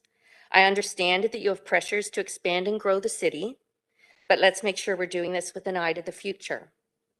It is your responsibility to designate this land for the density that fits your own criteria. Although it is a brownfield site, which might be the only argument for high density, it doesn't fit. I'm not even sure if a medium density designation fits within the parameters of your own criteria. You have a responsibility to get this decision right, and I'm respectfully asking you to reject staff's recommendation and choose the designation that meets your criteria. Then, the process begins with both the developer and the neighboring property owners understanding what the parameters are and working within those. Otherwise, the process is doomed to drag out as both parties argue their positions and nobody wins. Thank you for your time. Thank you for coming down. We appreciate it. Thank you. Councillor Goller has a question for you. Yes. Great meeting last week, by the way. Thank you. Thank you. And thank you for presenting. I really appreciate it, especially as someone that has lived there all your life. Now, the staff report indicates that the Armtech property was reviewed and considered through the 2006 growth plan. So thinking back quite a while now, do you ever recall seeing any of that or having your councilors at the time reach out to you? No. Okay, so this is completely, because one of the things that you mentioned is changing to a high density. It's actually already high density. Yeah. So you were not aware that ever Oh, happened? no. And it was only when the Armtech property, listed and the whole neighborhood just kind of went, woo, because nobody knew about it. And like, again, my parents have lived there forever and nobody was notified. And yeah, not that that was necessary, because I think that was clarified at the meeting. It wasn't actually necessary to kind of let the neighborhood know. And we all knew Armtech at some point was going to sell. We just didn't know. Nobody knew that it already had a high density designation changed. Okay, thank you for that. Appreciate Thanks. it. Great, seeing nothing further. Great, Thanks thank for coming you. down. Stan Kozak by video is next.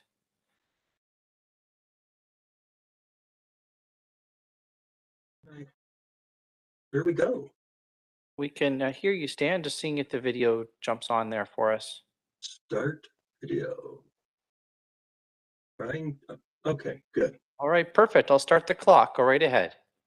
Great, thanks very much. So mayor, councilors, fellow citizens, when I first learned of the high density designation for the Armtech site, my thought was, oh, a planning error. And that's based on my 8 years of serving on the River System Advisory Committee for the city. Similarly, I thought, oh, great. With the review that's coming up, this error will be corrected. And unfortunately, that's not the case. Now, we have within our planning history a terrible relevant precedent. I'm talking about the 2 high-density apartment buildings on Cardigan Street.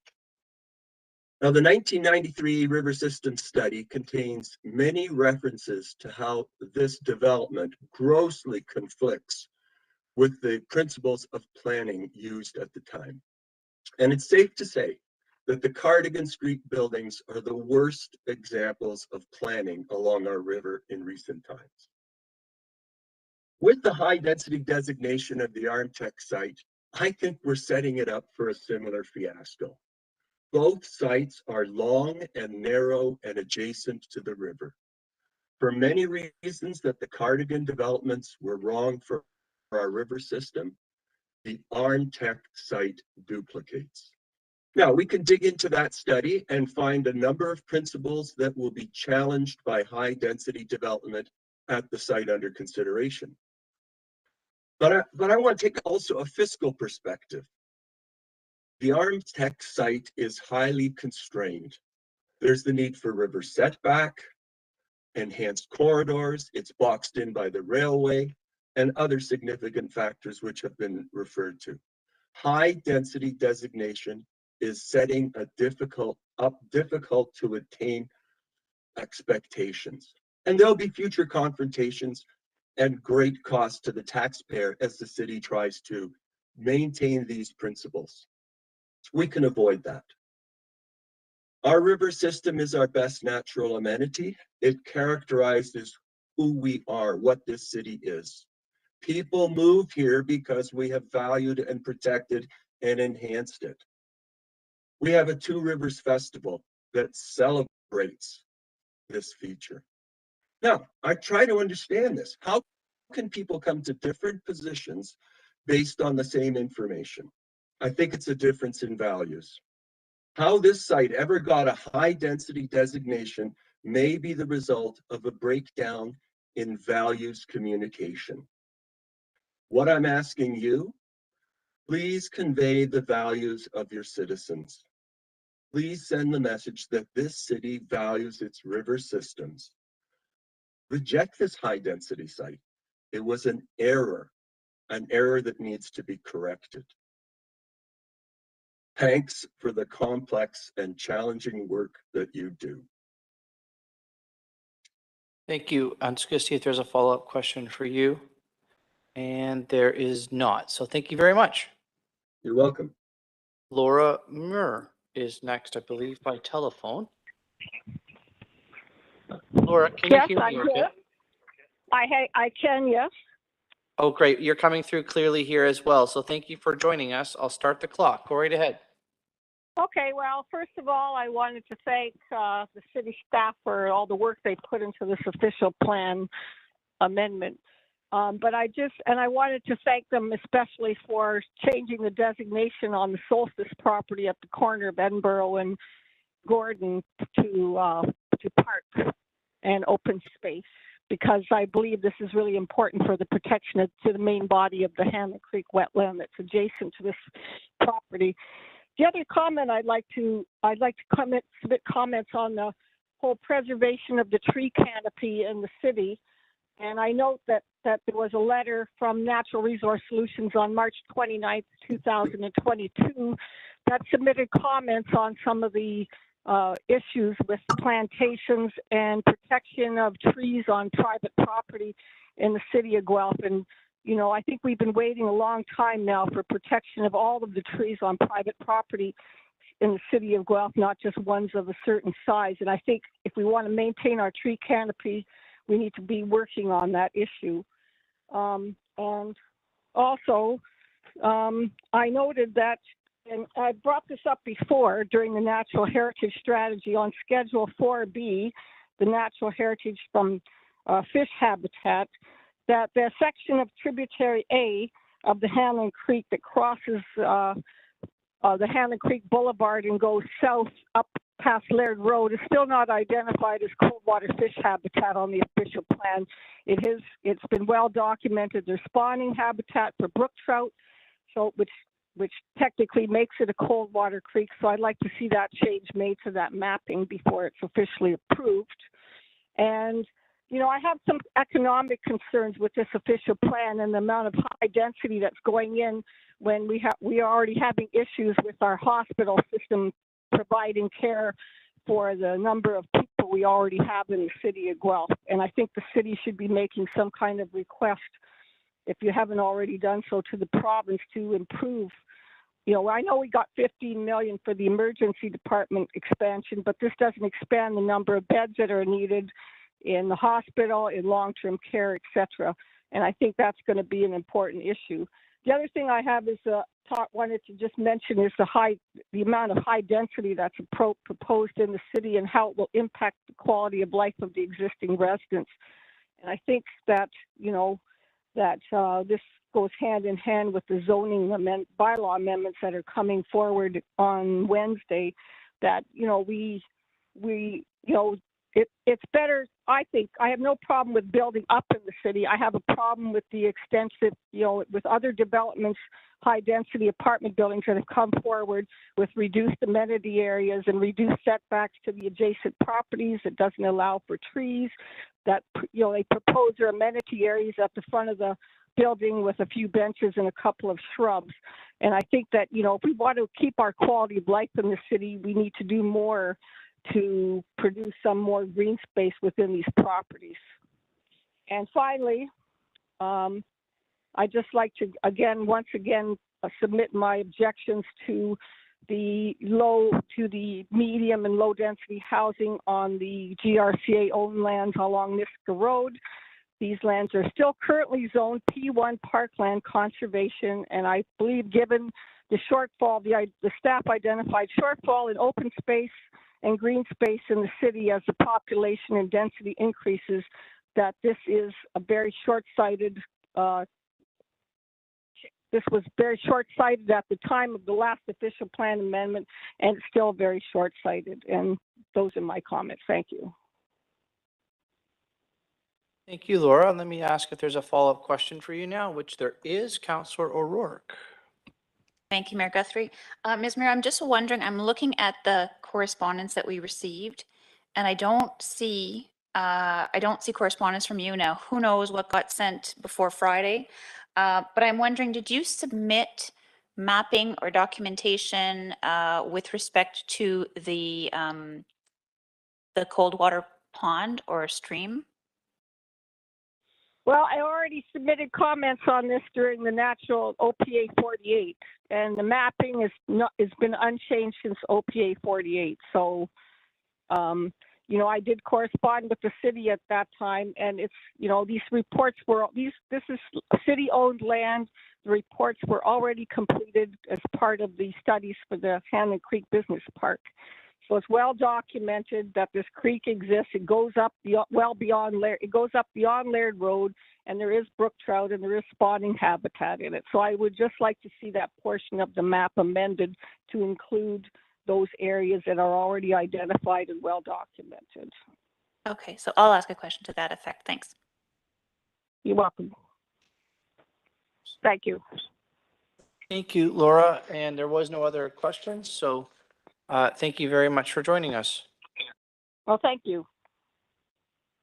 And that's it for what we knew was going to be delegating. But what I'm going to do is take a couple-minute break to allow for people, if they wanted to also give their opinions on the matter, to do so.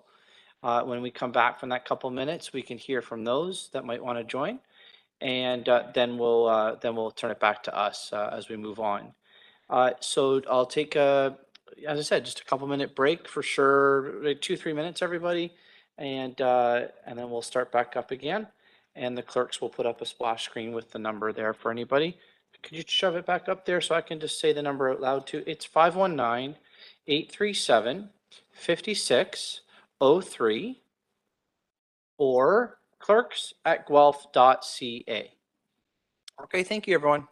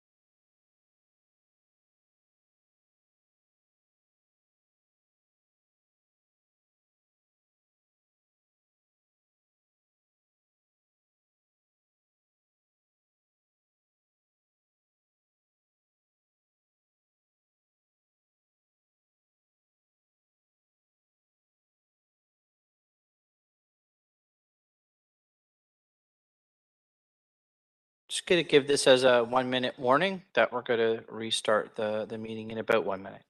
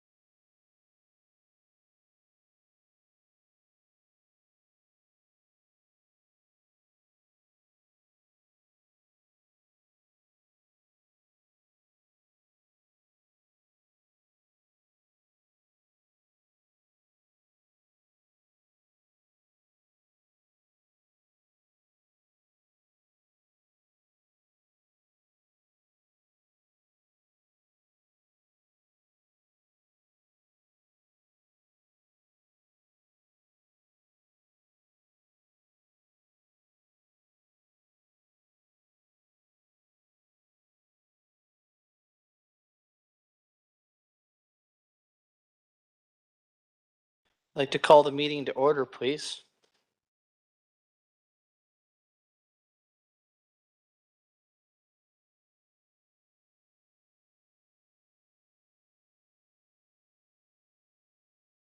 Okay, we're just short 1 for quorum.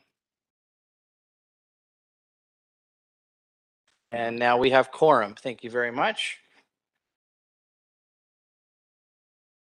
All right, I've been told that we have one more delegation who has signed up. I believe this delegation is by telephone. James Nagy. Can you hear me okay, Mr. Nagy? I can. Thank you very much. Thank you. And I think I might have heard a delay on if you're watching something live. So make sure you turn that off or you're going to continue to hear things from 30 seconds ago. So I'll turn the clock over to you and you have 5 minutes. Go right ahead.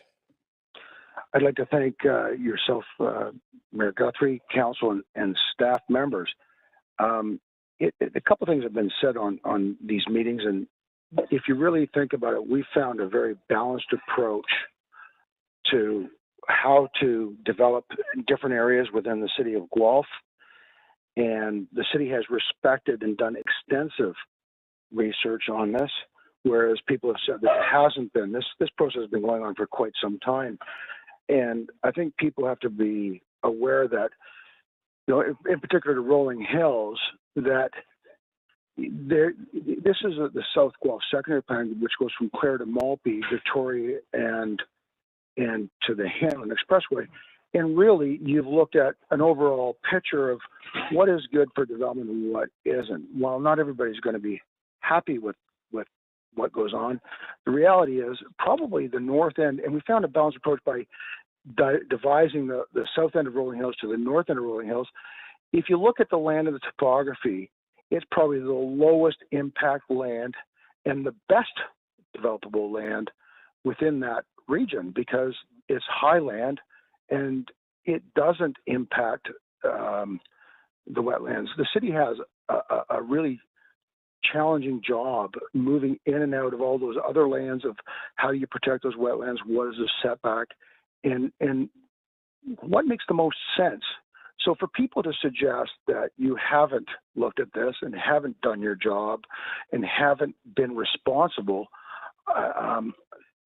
you know, I find it's that you have. You've had extensive consultation. You've done everything that you thought was proper. And if you didn't think this was the correct measure to take, I don't believe you'd have it on the table. And common sense has to prevail at some point. Not everyone's going to be happy. I get that. Not everybody wants NIMBYism. They don't want it in their backyard. But the reality is, what makes common sense? Infrastructure is available. Water and sewer is available. The city has moved towards us. While I've lived there for 24 years. I mean, I've been thrilled with the development that's taken place. And sure, I'd love to live in euphoria. But the reality is, change is going to take place. There is a requirement for the city to grow. And I think you guys have nailed a lot of this right on the head of the nail. Like, you've done your job, you've looked at it and said, what makes sense?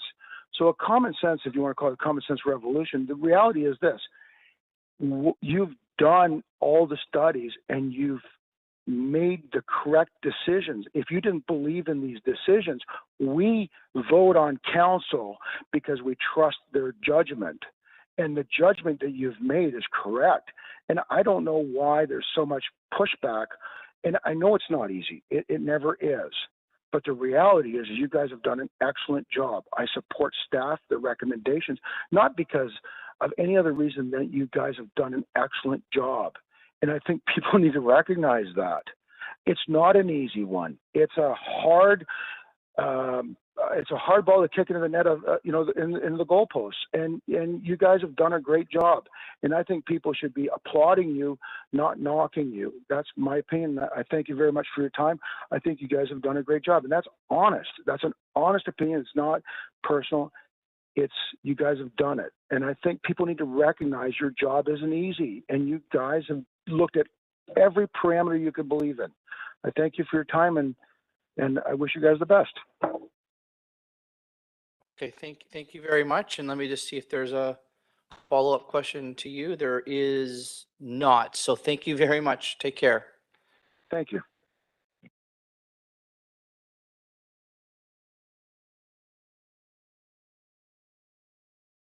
Okay, everybody. So that's it for our delegations. And what I'd like to do is just in the middle of listening to all the delegations, I wrote down some themes of some things that I heard, and also some themes from my colleagues around some of the issues that they may want to address. I think for our management of time today, it is best to go theme by theme by theme, okay? So then we're not popping all over the place with different questions and different motions and things like that. So I've, in no particular order, I wrote down, Rolling Hills, Heritage, George Street, Councilor O'Rourke has some things, commercial and residential questions. So I think we should just kind of go issue by issue by issue is probably the best way to deal with this. Okay. So, so why don't I just start with the first one, which is Rolling Hills. Does anybody have any questions about Rolling Hills? And then after I'm done with questions, I'm going to ask, does anyone have any changes they want to propose? And if there isn't any, we're going to move on. Okay? And we're going to go to the next one. And we're just going to make our way through each issue. I think that's absolutely the best way of handling this. I saw Hoffman, O'Rourke, and Alt on Rolling Hills. I didn't look at the screen though. I'm sorry. Are there questions from anyone on screen about it? No. Let's, and if you have a colleague that asks your questions or says your comment, ditto is a great word, okay? I'm sorry, I didn't write it down. I think I said Hoffland and then O'Rourke and then Alt. Go for it. Yes, thank you very much, Mayor Guthrie. First, I would like to apologize to the public and to staff for mentioning the covenant. I have since learned that that was inappropriate, and I apologize if I made anybody feel uncomfortable.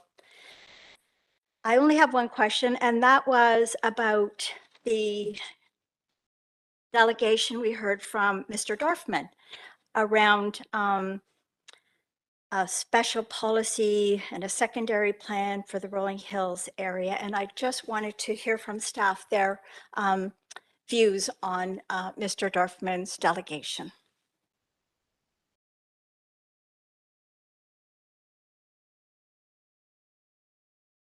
Thank you through Mayor Guthrie to Councillor Hoffland.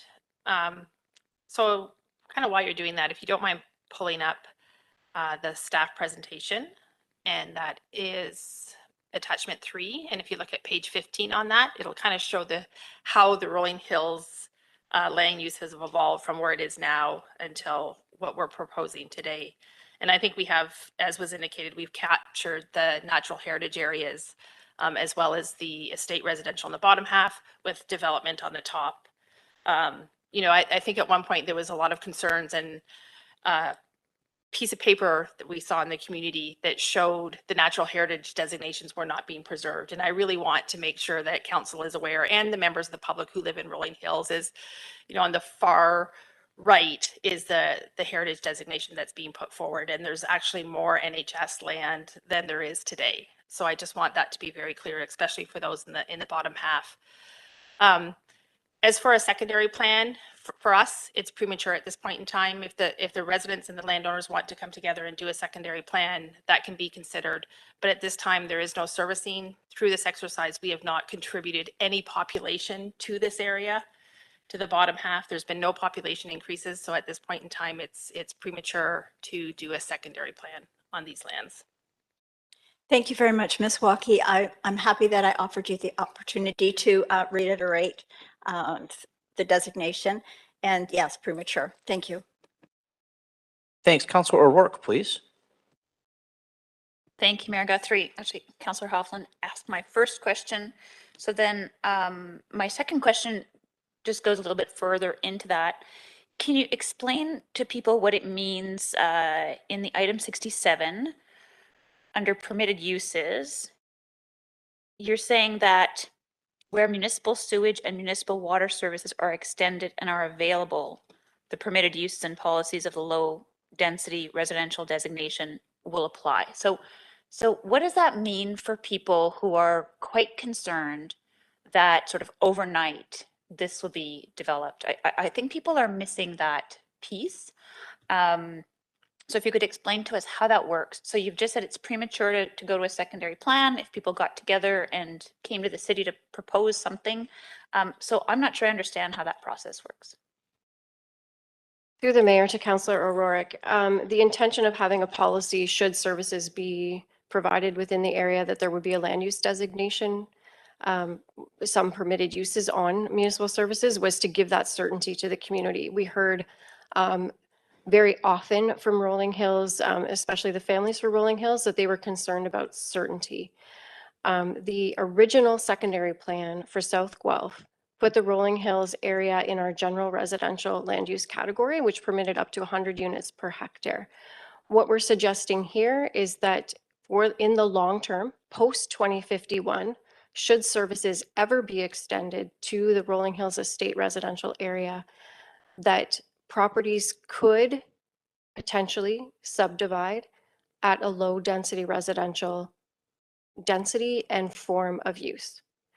So we're talking post 2051, potentially that could be the land use of the area. So recognizing that low density residential, if there were services, is an appropriate land use designation. Okay, thank you. I thought I had it. So for the area A, or sorry, area 1, that's adjacent to Clare Road, what needs to happen? So someone who doesn't want to sell their property and wants to live there for the next 20 years can totally do that, correct?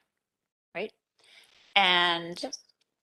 Is there another level of sort of cohesive planning that happens before we see development? So I'm trying to understand. So I thought Mr. Dorfman was speaking about a secondary plan for area 1, actually, not necessarily for the whole thing. So is there any benefit to a secondary plan for area 1? How does it roll out from here for area 1 in Rolling Hills? Through the mayor to Councillor O'Rourke, there is no need for a secondary plan. The level of study that has been done on Rolling Hills to date, including the work that was done through Clare Maltby Secondary Plan prior to them being removed from that, and then the extensive consultation and study we've done to date through OPA 80 has set the land use designation. So as you're aware, through Clare Maltby Secondary Plan, a secondary plan sets your land use designations and your policy guidance. We now have that for Area 1 of Rolling Hills with the medium density mixed office commercial and low density residential. The next step would be, should property owners come together and choose to develop, would be individual development applications, either multiple sites together through subdivision applications or zoning applications and site plan. But again, we are only proposing an official plan land use designation. Zoning has not been applied to these sites. So there's more public process to come. Thank you. Okay, so in that next bit of planning, we might see a neighborhood park. We might see additional roads. We would see more detail. This is just the really higher order level of planning. Is that correct? Through the mayor, yes, that's correct. Okay, thanks. And finally, Councillor Auld. Thank you, Mayor Guthrie. I appreciate my colleagues having essentially asked my questions, but I just want a reiteration of something that I heard. So without the development of a secondary plan within Rolling Hills, for all intents and purposes, is status quo with regards to population and growth, barring what we heard today. Through the mayor to Councillor Alt, through our Shaping Guelph Growth Management Strategy, we are not proposing or forecasting any growth for the southern half of Rolling Hills, which is in the estate residential. We do have some projected forecasts for development along the Clare Road frontage. Thank you. And Caller. Thank you, and through your worship to staff. Just one question in response to the petition. What I heard in the petition was concerns that the city was choosing to intensify. I just wanted clarification for everyone to know we're not actually looking to add more people to the city. That is something that we have to do. If you can just let us know why we have to grow and what were to happen if we did not meet our growth targets, I would appreciate that. Through the mayor to Councillor Goller, in the general sense, intensification is required in the city by a place to grow. We are required to set a target for intensification and then provide policies and land use designations to meet that target. Within the Rolling Hills area, within the estate residential area, we don't project any intensification within that area. And where we are proposing the low density residential designation, we also don't project any or forecast any development within that area. That does not mean that it could not occur. It is being provided with a land use designation that is consistent with other low density detached housing neighborhoods within the city. Thank you for that. Great. Sure, we'll go to Councillor Billings and then back to me. Go ahead, Councillor Billings. So through you, Mr. Mayor, I want to go back to the quote where municipal sewage and municipal water services are extended. So you have the low density residential designation. So this is the Serena Lane and area. And even though you're not forecasting development, if the municipal services were extended, because we have in here this low density residential designation is there. So this is the lower half of Rolling Hills, which has the estate residential. If it potentially could be developed because municipal services are there, then they would not require an official plan amendment. Is that correct? Because you're stating in here the policy of low density within the estate residential. Is that correct or no? Through the mayor, yes, that is correct, and that was our intent. But did you, through you, Mr. Mayor, but you made a comment about, but it wouldn't happen before 2051. Is that correct? Through the mayor, that is our projection that services would not be available in that area of the city prior to 2051. So then why put this in here then?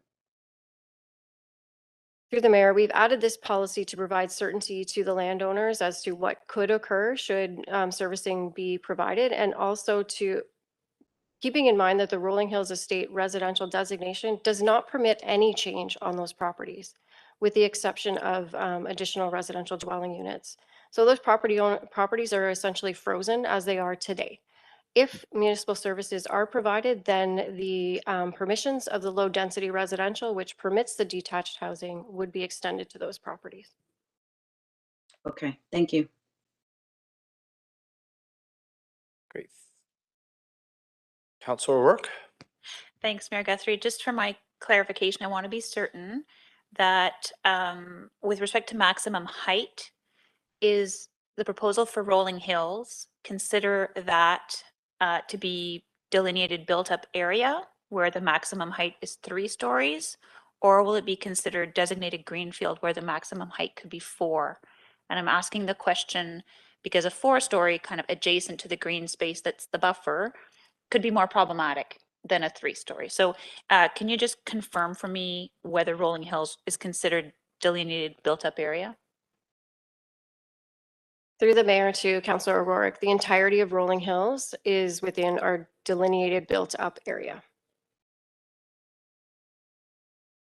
Thank you. Before I go on, I think I'd like to just see if we can get the motion on the recommendations on the floor. Councillor Alt was willing to move it. Would anyone else be willing to second it? Councillor Downer is willing to second all the motions on the floor. So hearing nothing further on Rolling Hills at this time, I'm going to move to a different theme that I heard. Now this one's coming just, again, if you don't want to speak about it right now, because I'm putting everyone on the spot, please forgive me.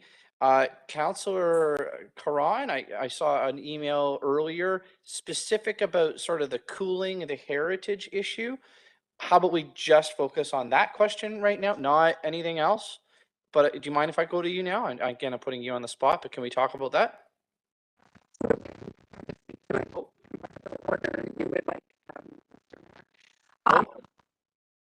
Councillor Karan, I don't know where you are right now, but I wonder, can you use maybe the microphone and not your headset? Is it possible? You're just cutting out quite a bit.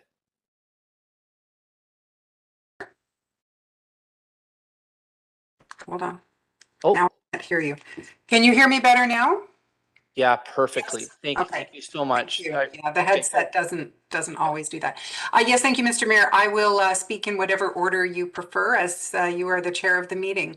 I brought this up in response to some concern regarding the definition of built heritage, and I understand that the reason why staff are proposing the removal of some of the language referring to the cooling inventory is because we are in the process of integrating the cooling inventory into our heritage register. But I also recognize that that work is not done. We don't know when that work will be done, and there is a gap period where between the time that we have this new OP ratified to the time that the cooling work is complete could be, a gap of anywhere from 6 months to years. And so I don't want to leave it open to interpretation. So I would like to reinsert that language back into this official plan 80. Which can be amended in a subsequent plan and removed once the cooling work is done. But in the absence of that work being done, I think it behooves us as a council to ensure that that definition allows us to review applications that are on the cooling inventory. In fact, Mr. Mayor, we have had a number of cases where redevelopment has occurred or a demolition has occurred, and cooling caught something that the Heritage Register didn't. Everything from a log cabin on Emsley Street to other properties where we would not have known what was under the facade without cooling's inventory intact. I sent the language to the clerk, so I don't know if you want to put that up on screen and use that as the basis, but I believe I had Councillor Gordon as a seconder for that motion. Great, thank you. So let's just, we'll put that on the floor right now. Maybe before I go to, and you've explained it well, so thank you. Seconded by Councillor Gordon. Maybe just before we go to questions, if you don't mind, to see your hand, Councillor Alt. Can we just have a staff response? And then after the staff response, go back to council to see if there's any further questions. Through you, Mayor Guthrie, to council. The definition proposed in OPA is consistent with the PPS, and that's what the purpose of this exercise is the conformity exercise. We have amended the definition only to conform to the PPS. The heritage policies within the OP, we have not changed, and the cooling inventory thread is in the actual policy still. So we're, again, I hate to use the word balance a little bit, but we're trying to appease a province and say we have amended the definition that you've given us, but our policies itself still have wording reflecting the cooling inventory. So we've tried to make sure our definition meets the provincial requirements, but still keep the policies in the actual text of the report. As far as the cooling inventory goes, as Councillor Cron indicated, yes, we're currently reviewing it. But I don't believe that has an impact on what we're doing. The policies, again, of the OP are still there, and we do our best to bring applications that are on the cooling inventory to Heritage Guelph if time permits. We are also under extreme tight timelines because of the changes to the Heritage Act, but we certainly do our best. Okay, thank you. And just a quick little warning to Councillor Cron, you're still unmuted, so just wanted to make sure. Perfect that you that I caught anything there. So if I could just, I'm just hearing all this kind of for the first time, right? I'm just trying to digest it.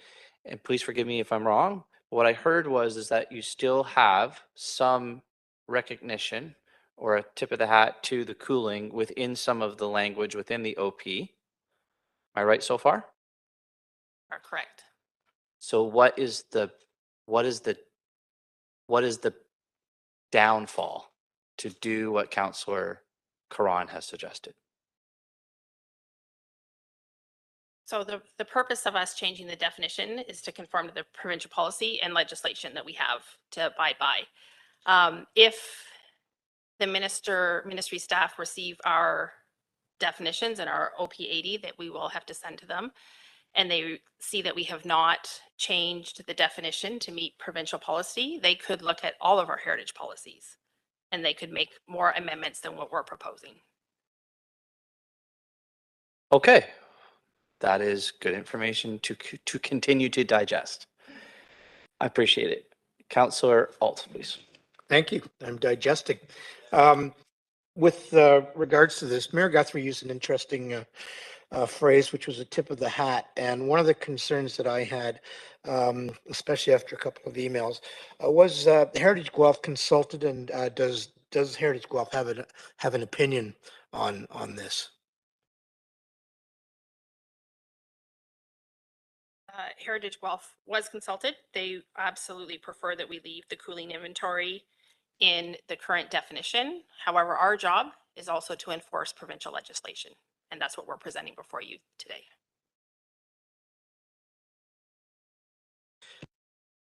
To just follow up on that then, what I heard you say earlier, the province can just reject outright any of our heritage language, and that's a concern.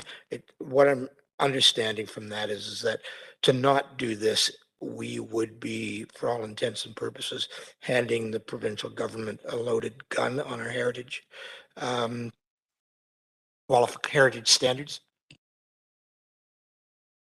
Yeah, to be clear, we do not know what the province would do, but we're trying not to bring attention to it. Yeah, and hopefully they're not listening. Run away. Thank you. Okay, well, that's, thank you. Interesting. Okay, we have it moved. We have it seconded. Okay. You know what? I was going to vote for this, but now I'm not because I'm concerned about the alignment with the provincial policy statement. So I appreciate that there is some other language that's captured in there. Yeah, I'm going to go back to the mover because that's fair, to allow her to speak her mind on the motion that she's brought forward, and then I'll call the vote. Yeah, thank you, Mr. Mayor. And I appreciate the comments from staff. The goal of this OPA is absolutely alignment with provincial policy, but that is a minimum, that there is no restriction that I'm aware of that prevents a municipality from adding additional language based on its local conditions. And the cooling inventory has long been established as, even before our heritage policies were amended to create a register, the cooling inventory was our register. And so we have some local policy documents that recognize the cooling inventory. And so I do believe that that definition should be part of our OP. If the province reviews our language and wants to remove it, they will remove it. I don't think that that should stop us from including local language. Great, thanks. And just, I think you might have just prompted a quick question from Councillor Alt just on your comments there. I'll go back one more time to him. Thank you. It's more digesting, Mayor Guthrie. And it really is through to staff, as nobody from Heritage Guelph is here. In order to understand the significance of the cooling list locally and the potential issues that it might flag, is the cooling list a significant enhancement on heritage standards from what the province considers to be an acceptable standard? Through the mayor to Councillor Alt, under the Ontario Heritage Act and provincial policy, what's recognized as built heritage resources are those properties that are listed on the municipal register of cultural heritage properties. The cooling inventory is not that. The policies of our official plan, which direct us to consider cooling inventory as proposed built heritage resources until determined otherwise, still remain. And they are the basis for our current review of the cooling inventory for a major expansion of our municipal heritage register. So what's at issue here is the definition of built heritage resource, which is a specific thing under the Ontario Heritage Act and provincial policy. We cannot expand it to mean more than what the Act provides us for. There is no legislative means for us to uphold that definition. So if council chooses to, you could expand the definition. We have no legislative means to uphold that for you. Thank you very much. Okay, I'll call the vote then. All those not in favor, raise your hand. So we got 3, 4, 2, 3. It's 7-6, so it fails. Okay, thank you. I'm going to move on to the next topic that I had written down here. George Street. Hi, George. Here we go. All right. So why don't I go again? I'm just putting people on the spot. I'm sorry, Councillor Gower, but I know you and Gordon and Karan had kind of a town hall meeting a little bit, just maybe a week or so ago on this. But I know that I think you've registered that you would want to bring something forward to discuss. So, do you have a motion? Okay, let's just get to it. So why don't you put the motion on the floor? If I believe it's seconded by Councillor Gordon, is that right? That's We'll right. get it up on the screen if you don't mind, clerks. You speak to it, questions, vote. Because either we are going to leave it alone or we are not. So it's very clear where we're going to go, one way or the other. Okay, you as the mover, you go right ahead. Thank you, Your Worship.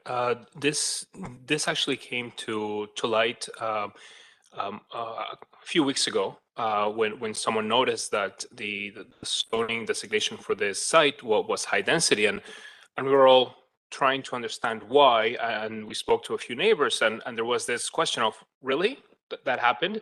So there was no community knowledge that the site at 41 George Street was high density. And then we started asking the questions of why. So, staff provided rationale in the staff report. And then we held more conversations with the community. And the consensus was that given the adjacency to the river, the fact that there's no collector roads nearby, and the makeup of the surrounding neighborhood, it just didn't make sense. I mean, we just denied an application for a density increase on Pool Street, and similarly, I think that in this location, it's not appropriate to have high density, 10 stories next to between the river and low density residential. So through the conversations with about a dozen community members in the area, we came to the conclusion that if we were to request low density, it's still providing that intensification. It's still providing more density, but in a more gentle way to the community and to the neighborhood. And that is what we would like to propose today. So it is a change, acknowledging that it was a surprise. I mean, as a couple of the delegates alluded to, and Mr. Kosak, who was in the River Sisters Advisory Committee, he expressed, and Dr. Whiteley also expressed, the rationale why they thought that this was a mistake or should not have happened. So we're hoping to rectify that change that was made without community input or feedback at the time. So I will leave it to my councillors, but I believe that Councillor Gordon and Councillor Caron also have a few words to say about this. Is there really anything more that has to be said other than what's captured by the mover? Did you have to say some more? Okay, Councillor Gordon, go ahead, and then I'll go to Karan, who I know has been working on it together. But then I'd like a chance for staff to respond. I'm going to kind of go back and forth as we move here. So you go first, Gordon, and then to Karan, then to staff. I can be brief. Councillor Galler really, I think, did a good job to outline the reasons behind this. The other reason that I think is worth emphasizing, we heard it a bit today, in the town hall meeting, we learned that historically the neighbors have felt very under-informed and underrepresented with the input that they're able to offer. And it was 100% in the town hall meeting of, again, surprise that we got to hear, but the feeling that with the narrow streets and the sensitivity of the river corridor, that this was the wish of that neighborhood. And with this motion, we are dealing with that. Thank you, and to Karan as well, just to sort of set up the comments in regards to this. Yes, thank you, Mr. Mayor. And I don't want this one item to negate in any way the incredible body of work done by our planning team for this official plan amendment. There's just so much in this report, and yet we're picking one address. But one of the things that staff mentioned in their response to us is that this is not the place. The OP amendment is not the place to do this kind of work, and yet I'm of the opinion that this is exactly the place to do this kind of work, because if we don't, we're telling developers to conform to the official plan. And so this is where we have to change that. So thank you again. I got the document this morning that gave me the pathway of how we got here, and I've come to the conclusion that there was a mistake or a misinterpretation or the changing definition between medium and high density over the last 15 years that has led us to today. Because in the 2007 residential intensification study on Figure 3, this site was identified as a special interest area, the Dufferin Special Interest Area. And it's part of a hand-drawn map of brownfields that could be used to create additional density. And then a staff analysis was done. Again, it was a staff analysis, not a public process, that identified this for a total unit intensification of 142 units. 142 units for the entire site at 3.5 hectares is 38 units per hectare. And our medium density residential designation in this official plan, in this OPA, is anywhere, a medium density is 35 units per hectare to 100 units per hectare. And so staff analysis has said this can accommodate only 38. So it falls into the definition of a medium density definition under this official plan. So I really, and considering that this official plan is also intended as a policy document. This is about alignment with policy. This entire update is about alignment with policy. And this site is not in an identified intensification corridor. It's not within the downtown urban growth center. It is not on a transit route. It is not on a collector or arterial road. And it does not have, it's not in the strategic growth areas of nodes. So it's not meeting our policies that this plan is intended to meet. Now, I recognize staff, and I tend to agree, we don't want to be doing site-specific zoning, but I think in this case, we're actually returning to policy alignment. And this is the time to do it, because if a development application comes forward and we tell a developer to conform to the official plan, they're going to be trying to conform to a high density land use, and we want to prevent that from happening. And I think that I think the process by which this has happened, again, the policy from 2006 got embedded only by changing the color of a map in 2012 in our OPA 48. That is not public engagement. I mean, unless you have a really keen eye and you can see a color change on a citywide map, nobody would have caught this. So in some ways, the timing of the real estate listing coming up for the Dufferin special interest area, at least now we know what property we're talking about, and now's the time to correct that. Sorry for all of the additional time I'm taking, but I just wanted to add context to it. So hopefully I'm still under my 5 minutes. Thanks, Mr. Mayor. Oh, it's all good. We appreciate your commentary as well. Okay, now we're going to go to staff as a response to what's been said. And then I'm going to go to Councillor Bell.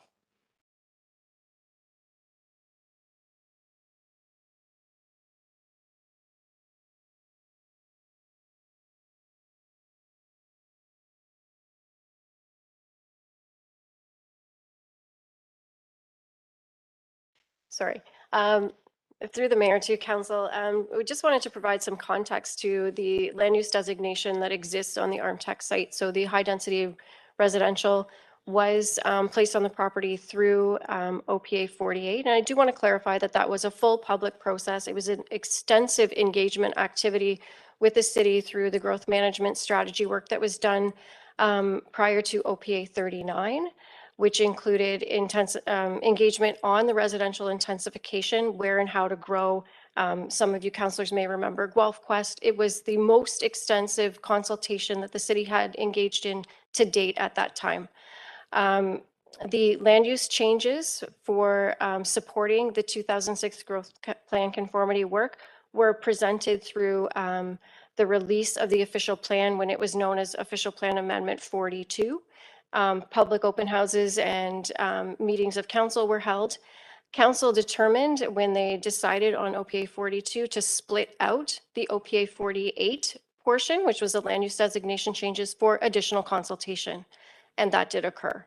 So there is no question in staff's mind that engagement opportunities were extensively held for the review of our growth plan strategy for the 2006 conformity amendment through OPA 39, 42, and 48.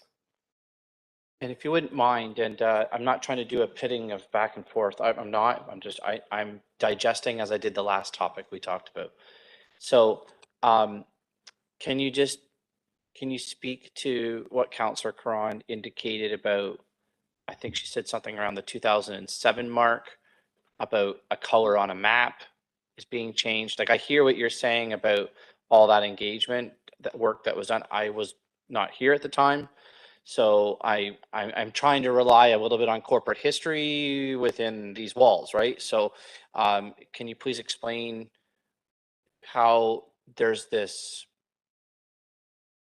polarization of positions here of one, and by the way, not just by Councillor Cron at all, but by some that are saying, never heard about this at all, what's going on? And then there's the staff position that says, no, there's actually been multiple touch points on this issue. I'll get to my next questions after that in regards to the actual height that can be, or density on the issue. Right now, I just want to concentrate on the communications and engagement part of it, where there's these two completely opposite sort of positions. So can I hear what staff says in regards to that? Through the mayor to council. So the mention of a 2007, it's a residential intensification analysis study that was completed as background to our growth management strategy work for the 2006 growth plan conformity. And there was engagement completed on all of the background studies for that growth management strategy at the time. In terms of why people are not aware, I can't comment on that. With an official plan review, we do extensive notification through the newspaper. And at that time, we had a daily newspaper. So we had multiple points of contact with the community at that time. We often hear, and I think this council often hears, when development applications come forward, that neighborhood residents are surprised by the official plan designations. It's not unheard of. And so my final question then, before I go to Councillor Bell, is I think everyone agrees, no matter what kind of side you're on, is that the drawing of the real estate ad is wrong. So very much wrong. And can I just hear a confirmation from staff in regards to that? What's depicted in this drawing is not correct. Yes, Mayor Guthrie, that is not correct. And when we saw the drawing initially, we also communicated that back to the applicant. Okay. And is 10 stories something that is allowed on that site, almost like an as of right because of the designation of the official plan, or is that not something that could maybe occur because it's more site specific and all of those details would occur in an actual application? That would include a public process, by the way. Yes, Mayor Guthrie, the height is a maximum of 10 stories. The density is 150 units per hectare, and anything above and beyond that or any changes to that would have to come to council. Okay, great. That helps me digest a bit more. I'm going to go to Councillor Bell, and I did also see Councillor Karan's hand go up as well, so I want to make sure she's back on the list. And then to Downer as well. Bell, please.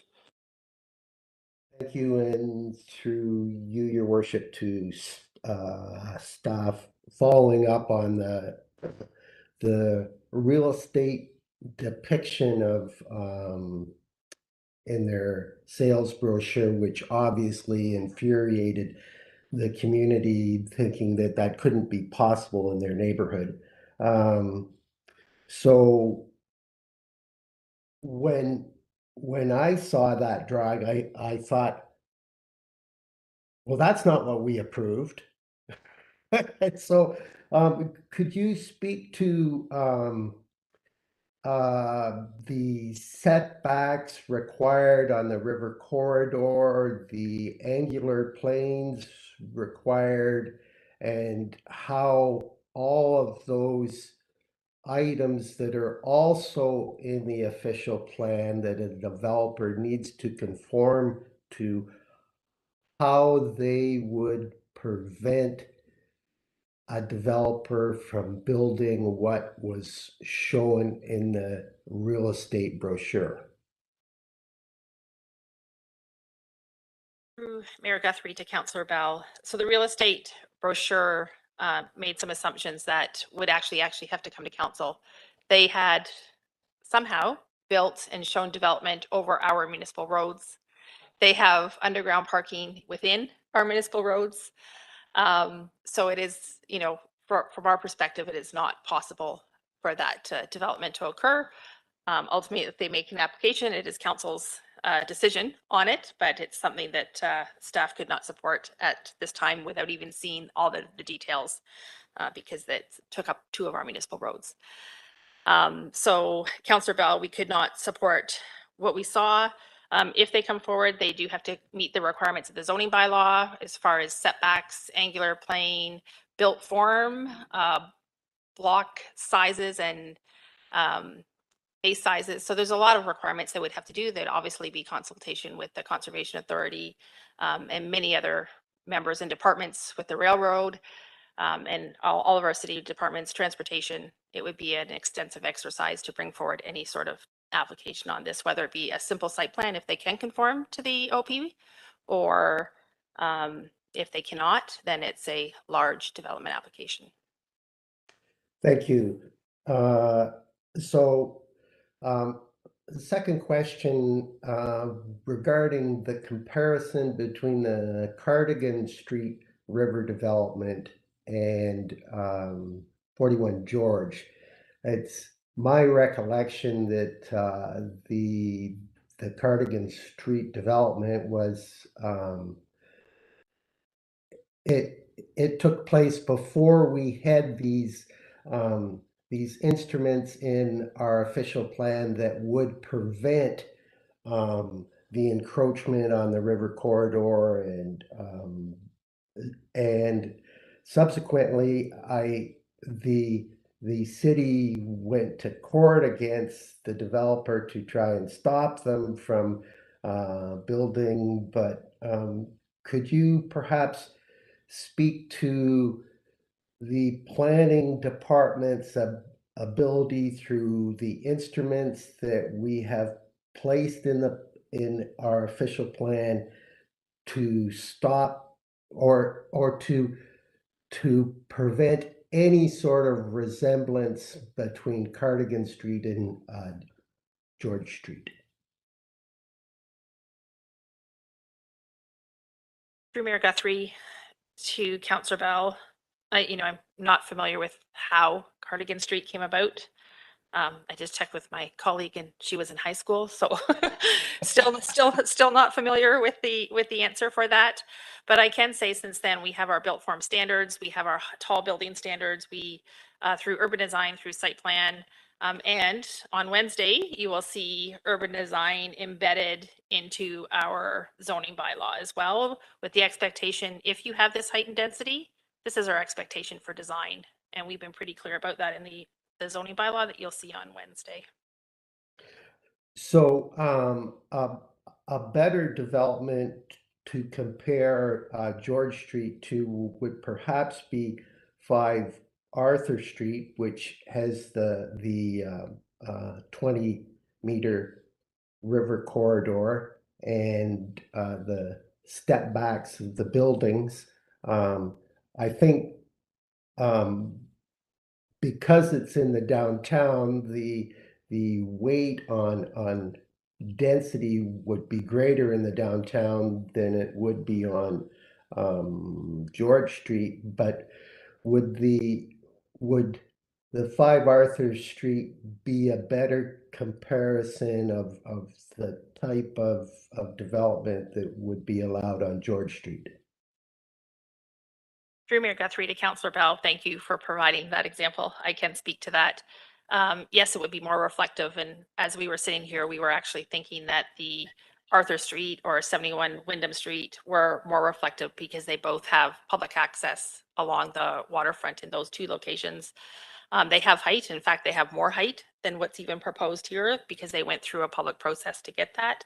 But both those developments do front the riverfront, and there is public access along those that were completed as part of development application. Thank you. And would it be okay if I provided comments now, Your Worship? Sure. So I won't be supporting this this amendment. I think in principle,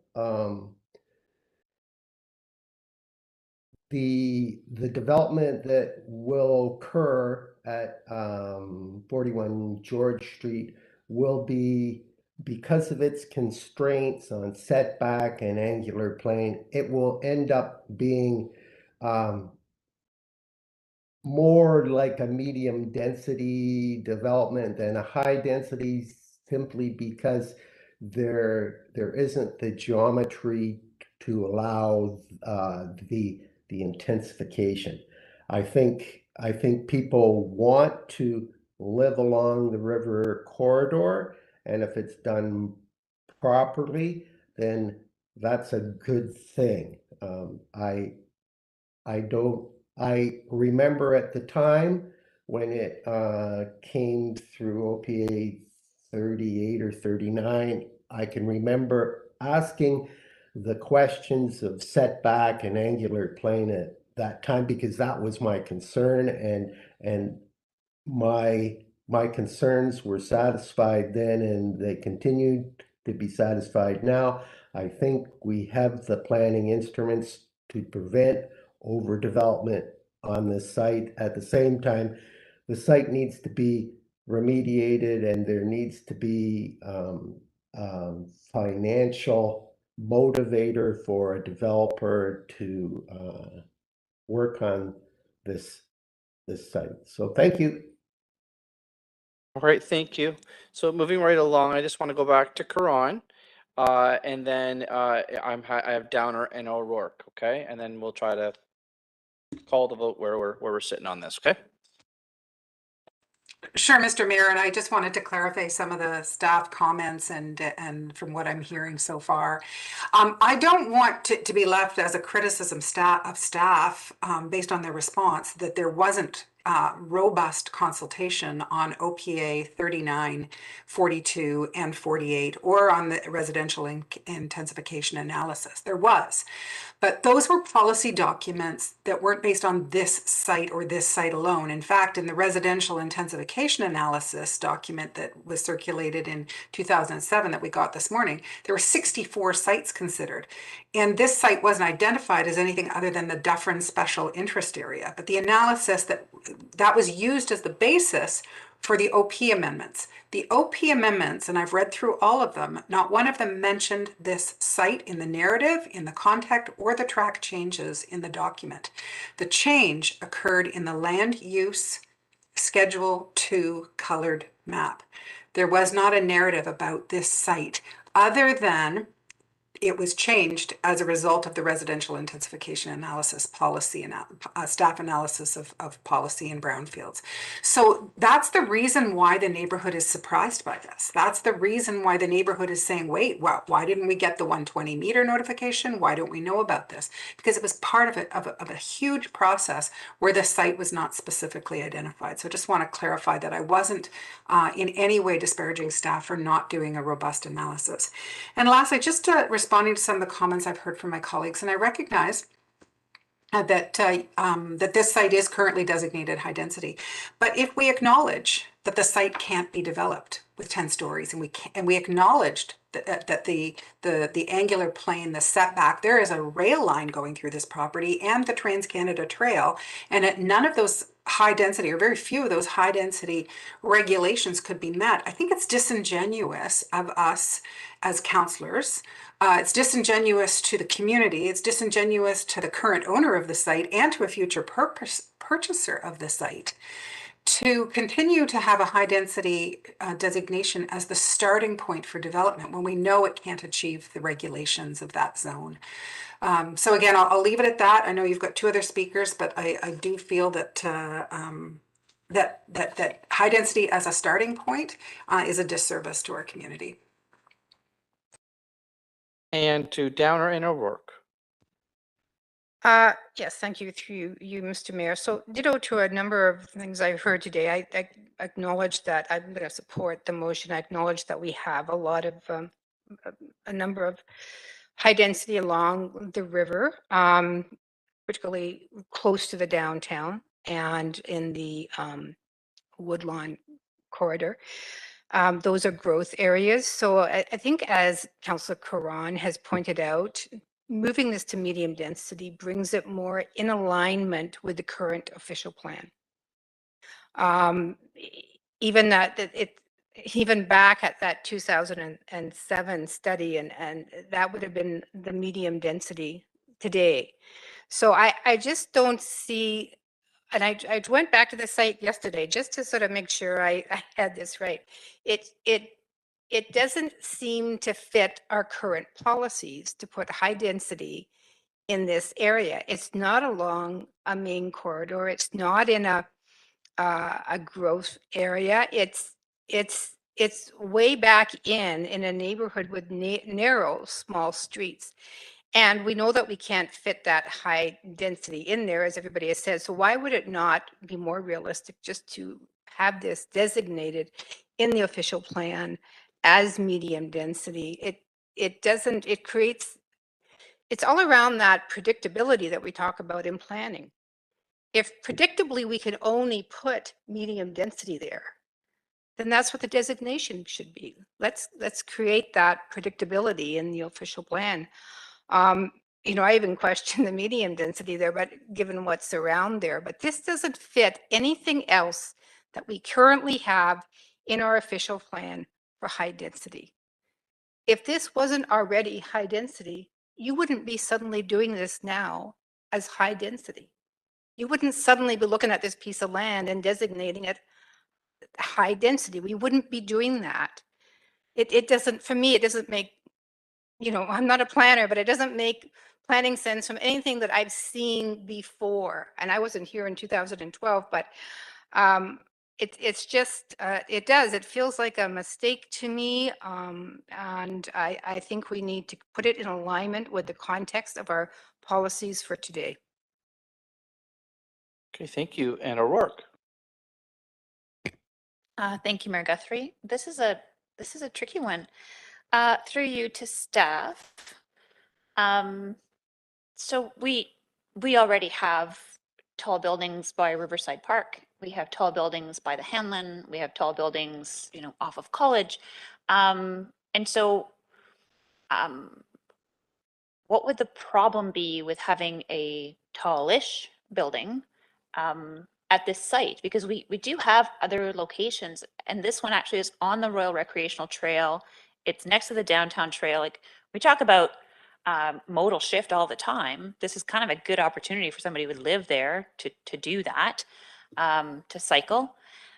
So can you just give me an idea of where else this exists in the city? And does the OP tie us to only higher density in corridors in downtown?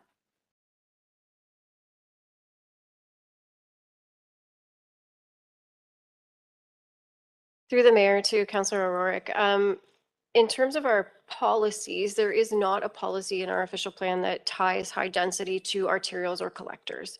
When we have in our intensification and our high density, when we talk about redevelopment sites and where multi-use residential would be permitted, we speak to considerations for traffic and like traffic movement in the area. We don't tie them to arterial collector sites. There are a number of locations in the city where high density residential is permitted on local streets.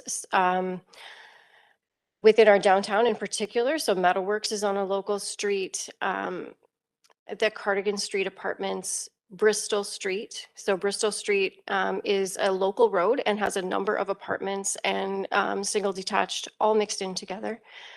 We did provide council with a list of properties that are high density that are not on arterials or collectors. So Cardigan Street, Raymond Street, Roland Street, Arthur Street South, Christopher Court, Lovett Lane, Gosling Gardens is generally our list. And Maryland Drive. So all of the properties on Riverside Park, the apartments there are accessed by local streets. Okay, thank you. So actually agreeing with Councillor Bell, which is infrequent. But given the angular plane, given all of those other things,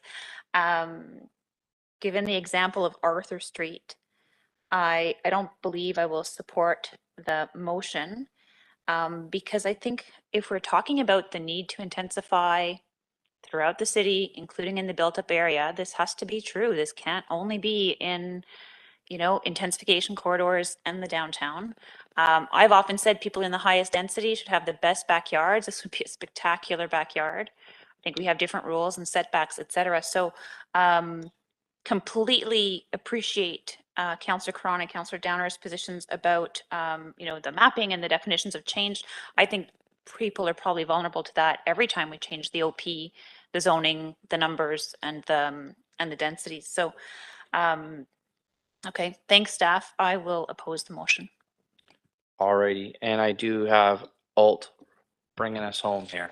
Thank you very much, Mayor Guthrie. I was sitting on the fence on this for a bit, but when the contrast was made with the metalworks, or the comparison was made, I determined that I will support this motion. Primarily because one of the things that concerns me, being very familiar with this site, is that the entrances into this particular site are tremendously isolated relative to the metalworks. Metalworks actually exits onto Wellington, Elizabeth, and to a lesser extent onto Arthur, whereas these particular streets have very, very minor streets going on to Dufferin, which is not even a thoroughfare, which then opens up onto Woolwich Street. So there's a significant difference on how traffic patterns develop in this area. I think we do need to be mindful of that, and I think that Councillors Downer and Councillor Caron spoke very effectively in the contrast that we've seen in the past, and thankfully we do have corporate memory that serves us well in this issue, so I will support this. All right. So I'll call the vote. All those against, please raise your hand. All right. Got 2 in the room here. So O'Rourke and Guthrie. And we got Bell and McKinnon and Gibson. And that's it. So that means it passes. So that changes. Just a quick question. Sorry, I know the answer. I won't ask that. Okay, let's keep going here. The next issue that I had written down was actually just one of mine. It was just a quick question. So how about I just get it out of the way? That one delegation talked about the commercial residential. And I remember how I asked about, like, is there other communities that have that flexibility built in where we're not demanding sort of commercial on the main floor, but if some of the site could be a residential and then at least some of the others can have that mix of commercial on the same site. Can you just explain your rationale around why the flexibility isn't built into the official plan on that? Through the mayor to council, through our commercial policy review, we determined that we needed to protect our commercial sites for commercial development. So within our neighborhood commercial designations, to maintain that primacy of commercial on those sites, residential is permitted as an accessory use essentially within mixed use buildings only. So you're maintaining that primacy of commercial while providing for mixed use buildings and residential on those sites. We are seeing the erosion of our commercial development properties and increasing inquiries to convert them to primarily residential. And that would not support our commercial policies in our official plan or that provision of local services for people to be able to walk or cycle to services in their neighborhoods. So thank you very much for that answer.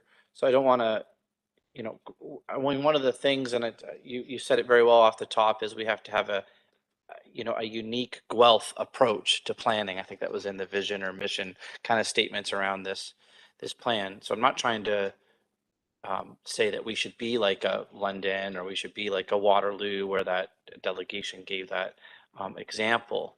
But how can they have that flexibility built in to still have the end result on those sites still adhere to commercial opportunities, but not be forced to only do it as a mixed part on that site? In other words, commercial only on the main floor, and then it has to be residential above. Why can't on a site a developer look to build a standalone, it's still on the same site, but a standalone residential, and then a standalone potentially commercial or more commercial somewhere else with some residential above it? So the end result is still the same, but we're not forcing someone to not have that flexibility. Is flexibility not built in here at all for anybody on a site then? Through the mayor to council. So in this instance, we're speaking about our neighborhood commercial center sites. So we are requiring the mixed use buildings in that commercial designation only, and all of the other commercial designations, so the mixed use corridor and our commercial mixed use nodes, you can have freestanding residential. And what we're seeing there and the evidence in our East End is that residential comes first, and then the commercial is being either eroded so much that we don't have enough land left, or we're getting those inquiries to residential can be built easily first, and then there's no room left for the commercial. So in our policy framework for the commercial policy review, we wanted to protect that commercial specifically on the neighborhood commercial center sites. So the flexibility is provided on all other commercial properties, but not on neighborhood commercial. Okay. Yeah.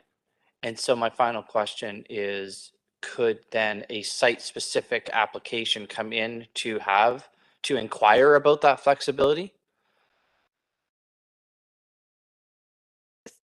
Yes, to you, Mayor Guthrie, as a site-specific official plan amendment could be submitted to the city and considered under our policy framework.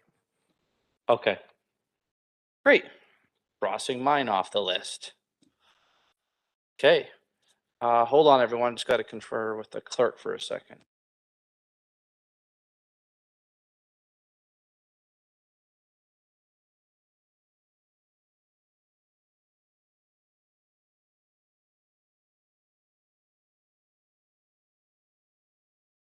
Okay, so what we're going to do is we are going to take a little bit of a break, but I just want to, before I take the break, just to ask if there's any other themes before we leave, just so we can understand what I'm coming back to, okay?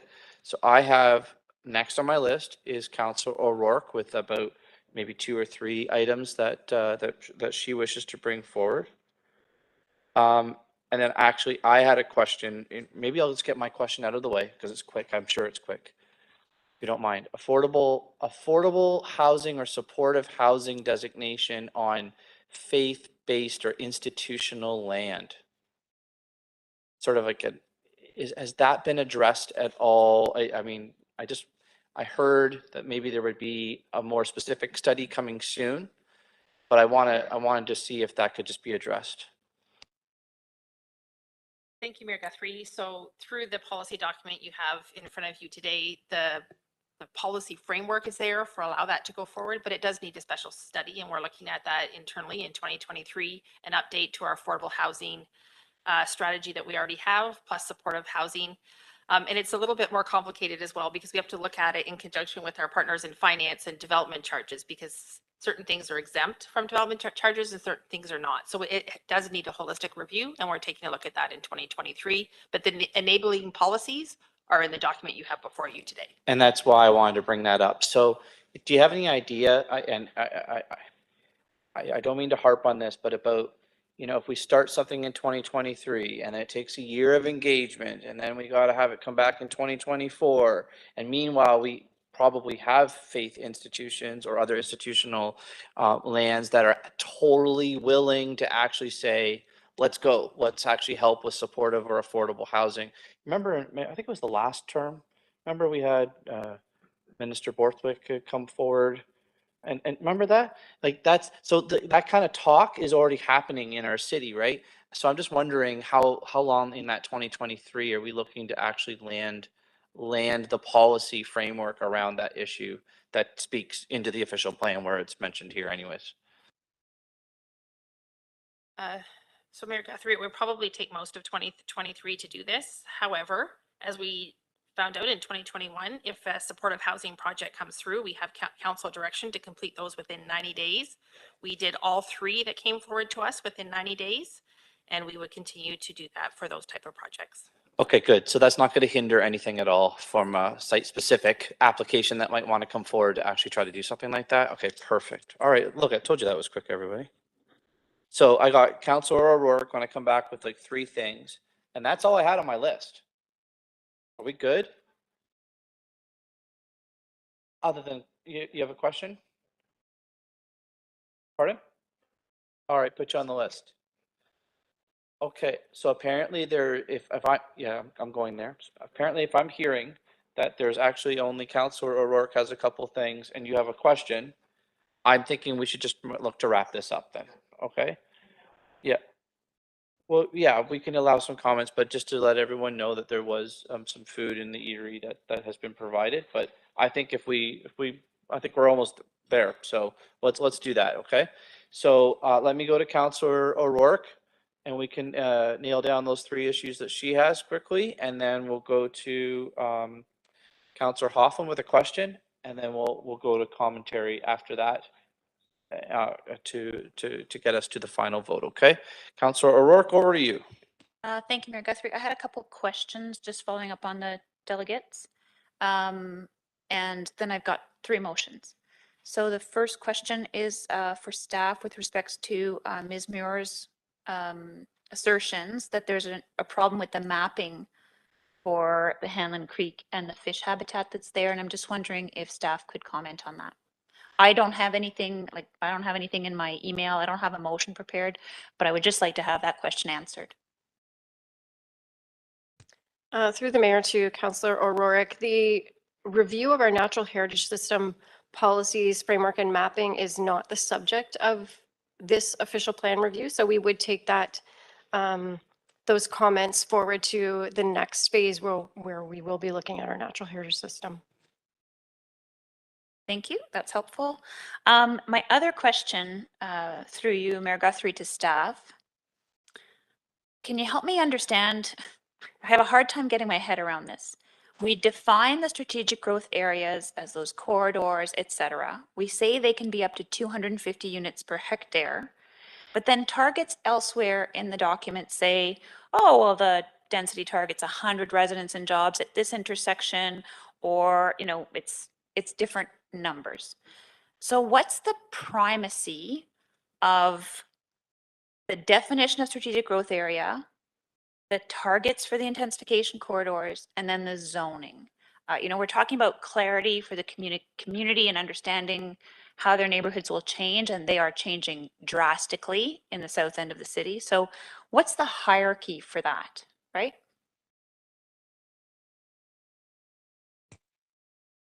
Through the mayor to Councillor O'Rourke. So the growth plan conformity work requires us to identify strategic growth areas, and then we have policies for those areas for mixes of uses, for densities, transit supportive development, that sort of thing.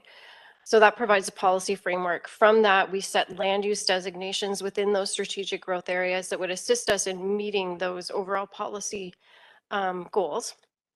And that includes height and density maximums, and it looks at how many units per hectare you would be creating from a residential perspective. The targets that are created for the strategic growth areas are different because they're looking at a different unit of measure. So we're not looking at the number of units that are created, we're looking at how many people and jobs can be housed within that strategic growth area.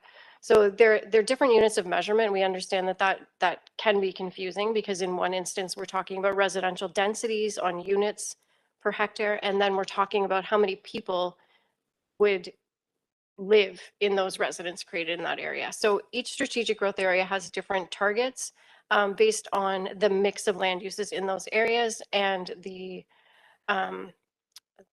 what's within those areas. So if there's natural heritage, if there's large arterials, those kinds of things, we make some concessions around what the land is within those areas. Thank you. That helps. I would love to see those align because it confuses me every time. So through you then, Mayor Guthrie, I would like to propose first amendment. 2 are really sort of housekeeping. This one actually ties into the conversation we've just had for George Street, and this, you know, the zoning for, sorry, the density targets for certain areas.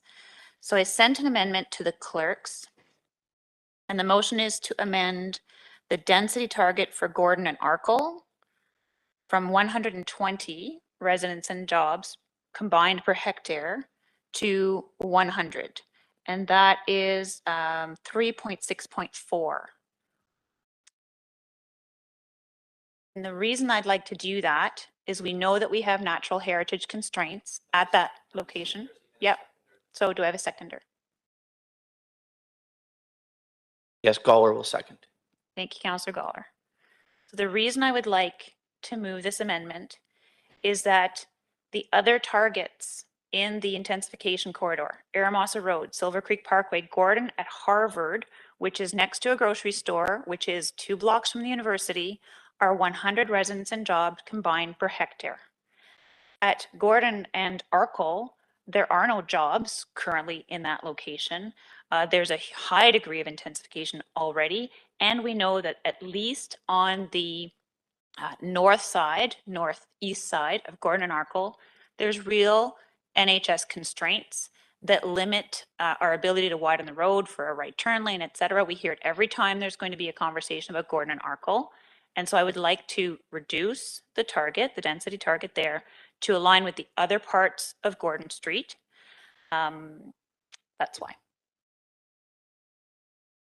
Okay, I'm going to do the same as I've done in the past. I'll go to staff to respond as to why, if you, because I know you don't support this, which is fair. It's Councillor O'Rourke is bringing forward her option. Could you please explain just why your position is what it is? And I can go with my colleagues, okay? Thank you, Mayor Guthrie. So, I agree, Councillor O'Rourke, there's a lot of separate targets for lots of different areas, and it's identified in the official plan, the different areas with different targets. Some areas are already built, and to redesignate it and get that additional population would be incredibly difficult in some areas, and that's why they're at 100. But a new greenfield area can be designed appropriately to meet the target of 120. We have other areas in the city, and that's the corridor, but certainly our nodes are much higher. We have Woodlawn and Woolwich, which is 120. We have Silver Creek, which is 130. Watson, Parkway, and Starwood is 130. Gordon and Clare is 130. So we have different targets based on the individual areas. Much thanks to Jason, we took a look at every single area and tried to visualize what could be accommodated and what would be restricted because of existing built up areas. So that's why we have Gordon or Cal at 120, because we think it can be designed to meet that, and it has the land availability to do that. Okay, thank you. Hoffman and then Alt. Staff answered my question. Thank you. Okay, thank you. And Alt? Thank you, Mayor Guthrie. I was going to ask a question about density and targets, but I think I'm just going to have to say that I cannot support this because I think that we have to recognize that the intensification corridors are generally, for the most part, along arterial and collector roads as per what we have in the official plan right now.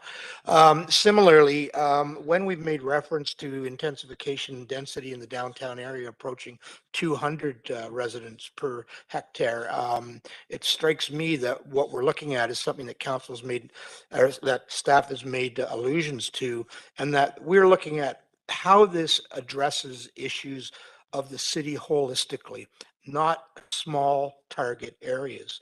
And I am fear that if we holus bolus change density targets everywhere, and I do exclude George Street from that after our very important discussion, we are going to have a massive impact on intensification and density elsewhere in the city.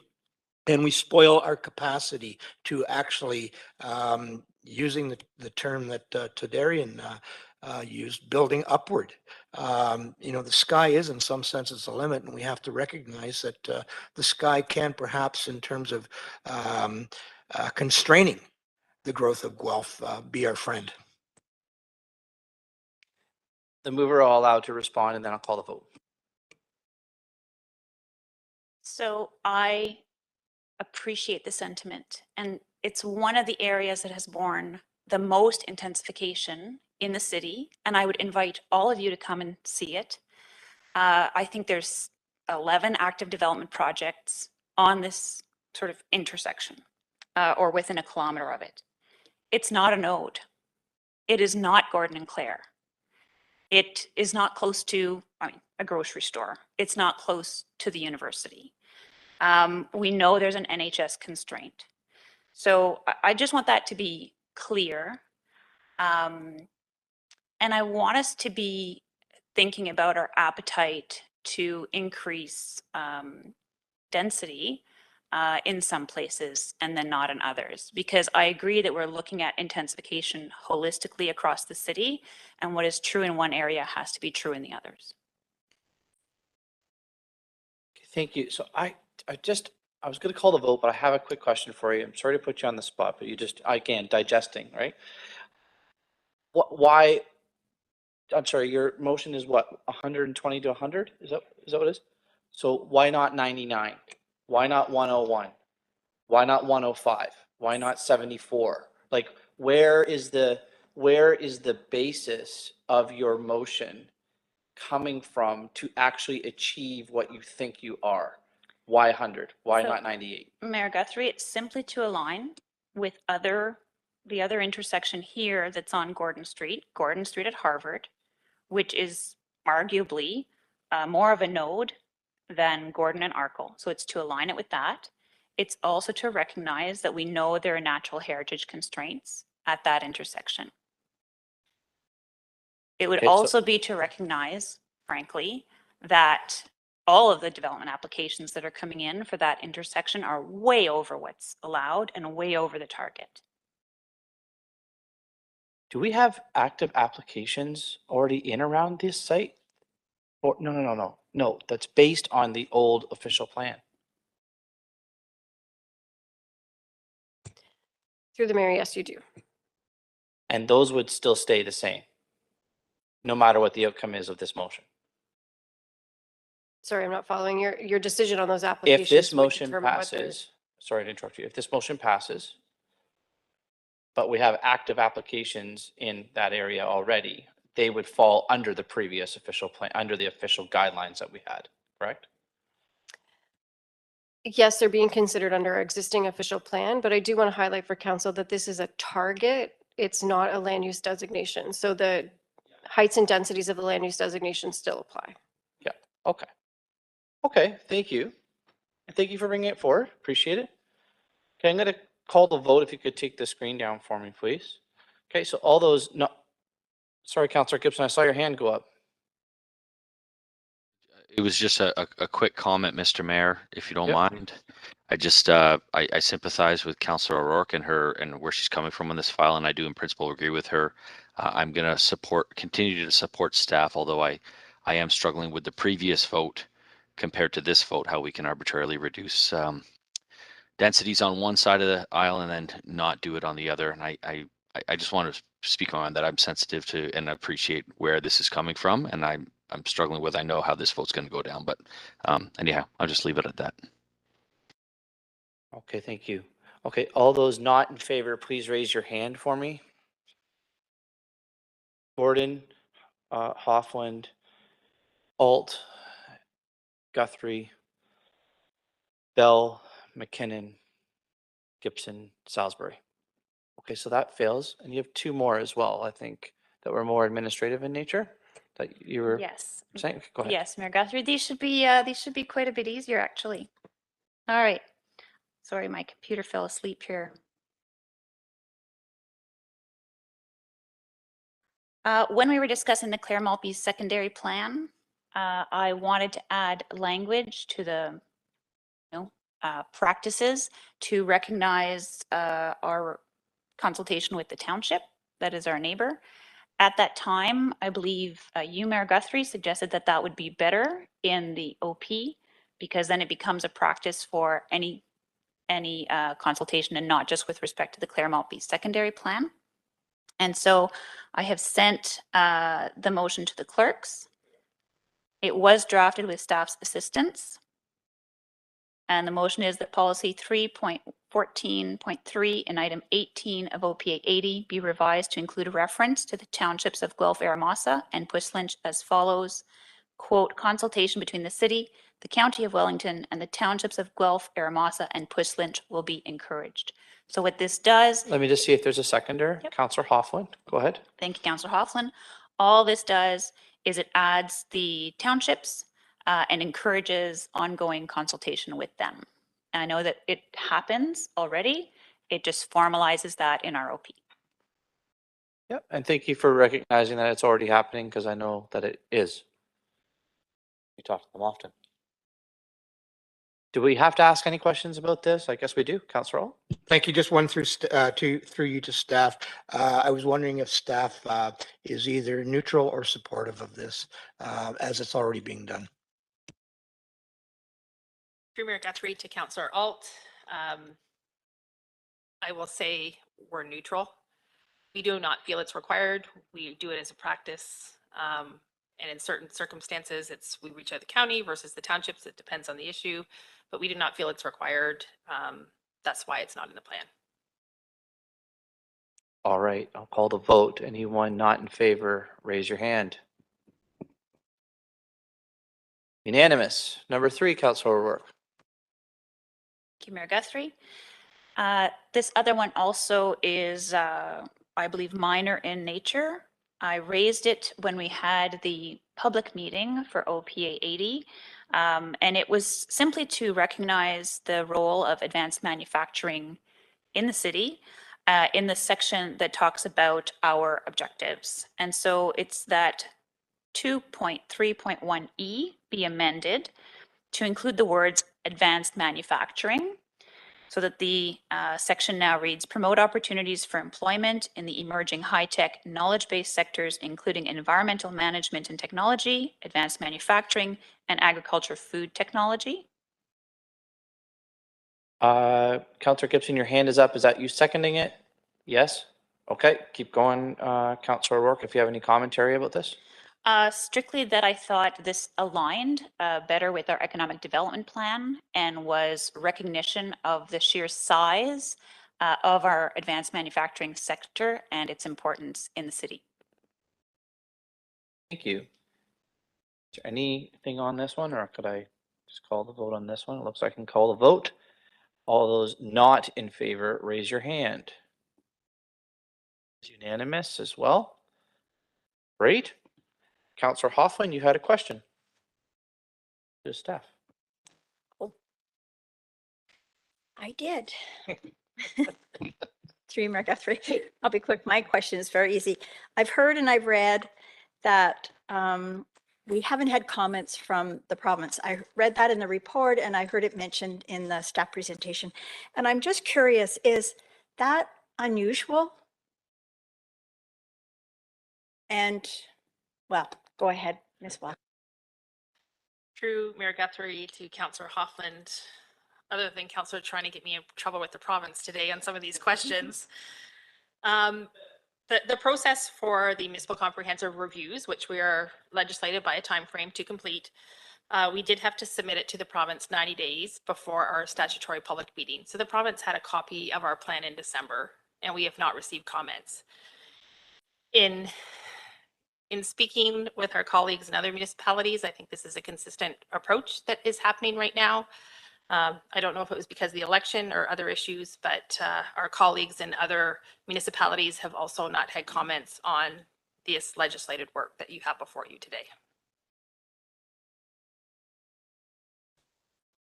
Thank you. I mean, I'm from a calendar perspective, December, 90 days, it's March. The election was June, right? So, okay. And then I had comments now, or did you have something There's further? one last question, Mayor Guthrie. Sure. Okay, thank you. Through you to staff. It's no surprise to anyone, I do not love 200 residents and jobs per hectare on Gordon Street between Clare and Maltby. It represents 6% of our future growth on 4.3 kilometers. However, can you just give me that satisfaction of knowing that this is the only way I can get my head around it, that that is required because there's so much natural heritage there? Is the target that high because we have those constraints?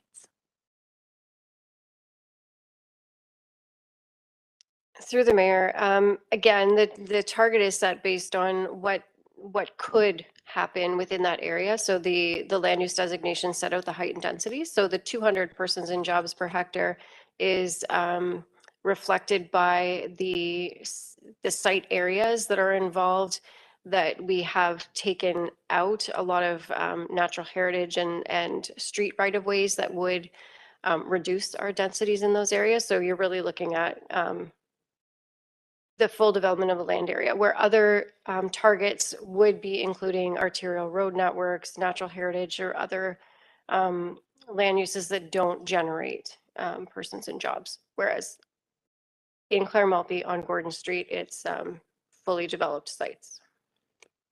Thank you. And through Mayor Guthrie to staff, it's your professional opinion that that this type of density can be better accommodated there because it's all planned in a cohesive way as opposed to what we are experiencing in the balance of the Gordon Street corridor? Is that correct?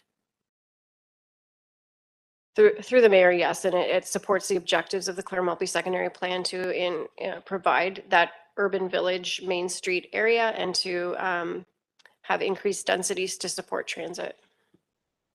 Thanks. Thank you. And I know that you're kind of asking that more Ward 6 specific because obviously you're the councilor there. But I actually appreciated that question.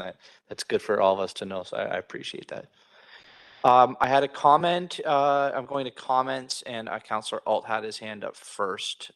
So I'll go to you first. Thank you, Mayor Guthrie. I'm very happy to support this, and it was one of the reasons that I moved it. I think that to coin a phrase from Seinfeld, this allows Guelph in many respects to be masters in our own domain. And while we cannot control things outside of Guelph, we are clearly in a position where we can develop Guelph in such a fashion that we can sustain and improve our friendliness to bicycles and to walking, to recognize that multimodal forms of transportation are things that matter in the future, and that we are going to have to literally grow up as a city because we can't grow out. I'm not so naive as to believe that we are not going to feel other encroachments on Guelph. I do have concerns about what might develop from the 401 down to Maltby Road. I expect that perhaps there are some ambitions to grow that way, but at least we in our own geographic area have made some significant statements about what matters. And we recognize that while density can be regarded as something of an urban monster, it's also something that we need to embrace and take control of and make certain that we do it well. I think that our vision for the city is solid, and 30 years from now, for any of us who are here, I'm not certain I'm going to be, but for any of us that are here, I think we're going to see a vibrant, dynamic Guelph, and appreciate the work staff has done on this, except for the 400 pages I read yesterday.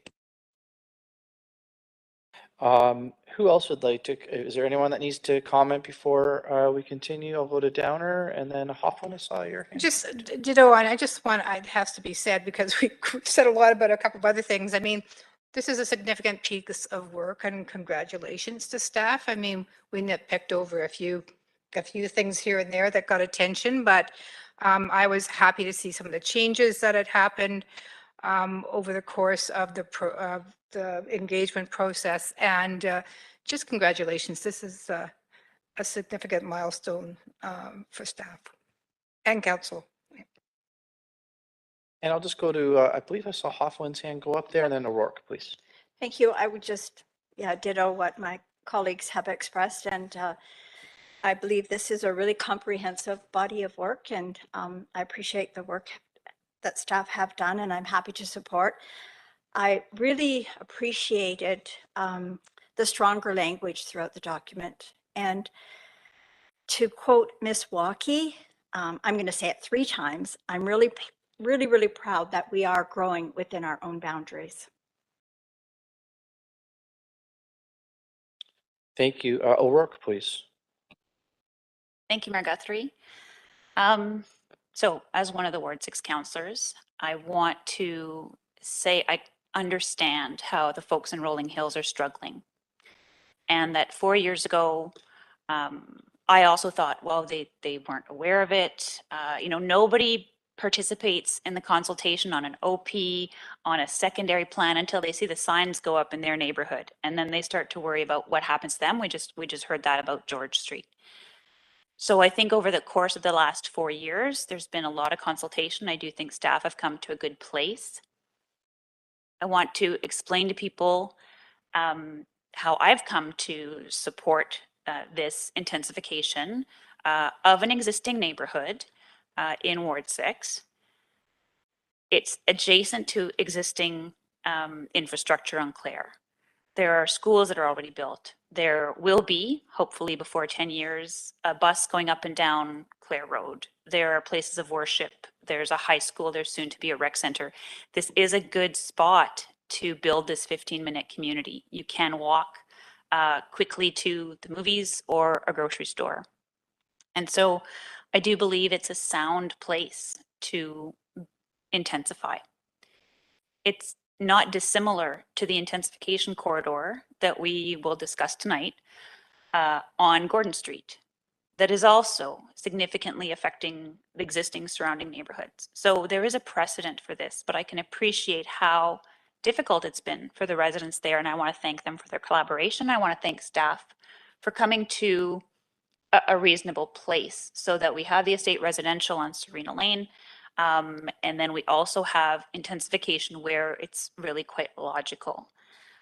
And at the same time, I hope that OPA 80 allows council in the whole city to embrace the city as a whole and the responsibility of intensification, this 15-minute, city or communities, and to embrace it as a whole rather than, this whole part that's to the south and everything else. I think we need to embrace absolutely every single neighborhood and find reasons to celebrate it. I hope something fantastic happens in Rolling Hills and in Clare Maltby to make people want to come towards the South End and to really recognize it fully as part of Guelph. I think that's important.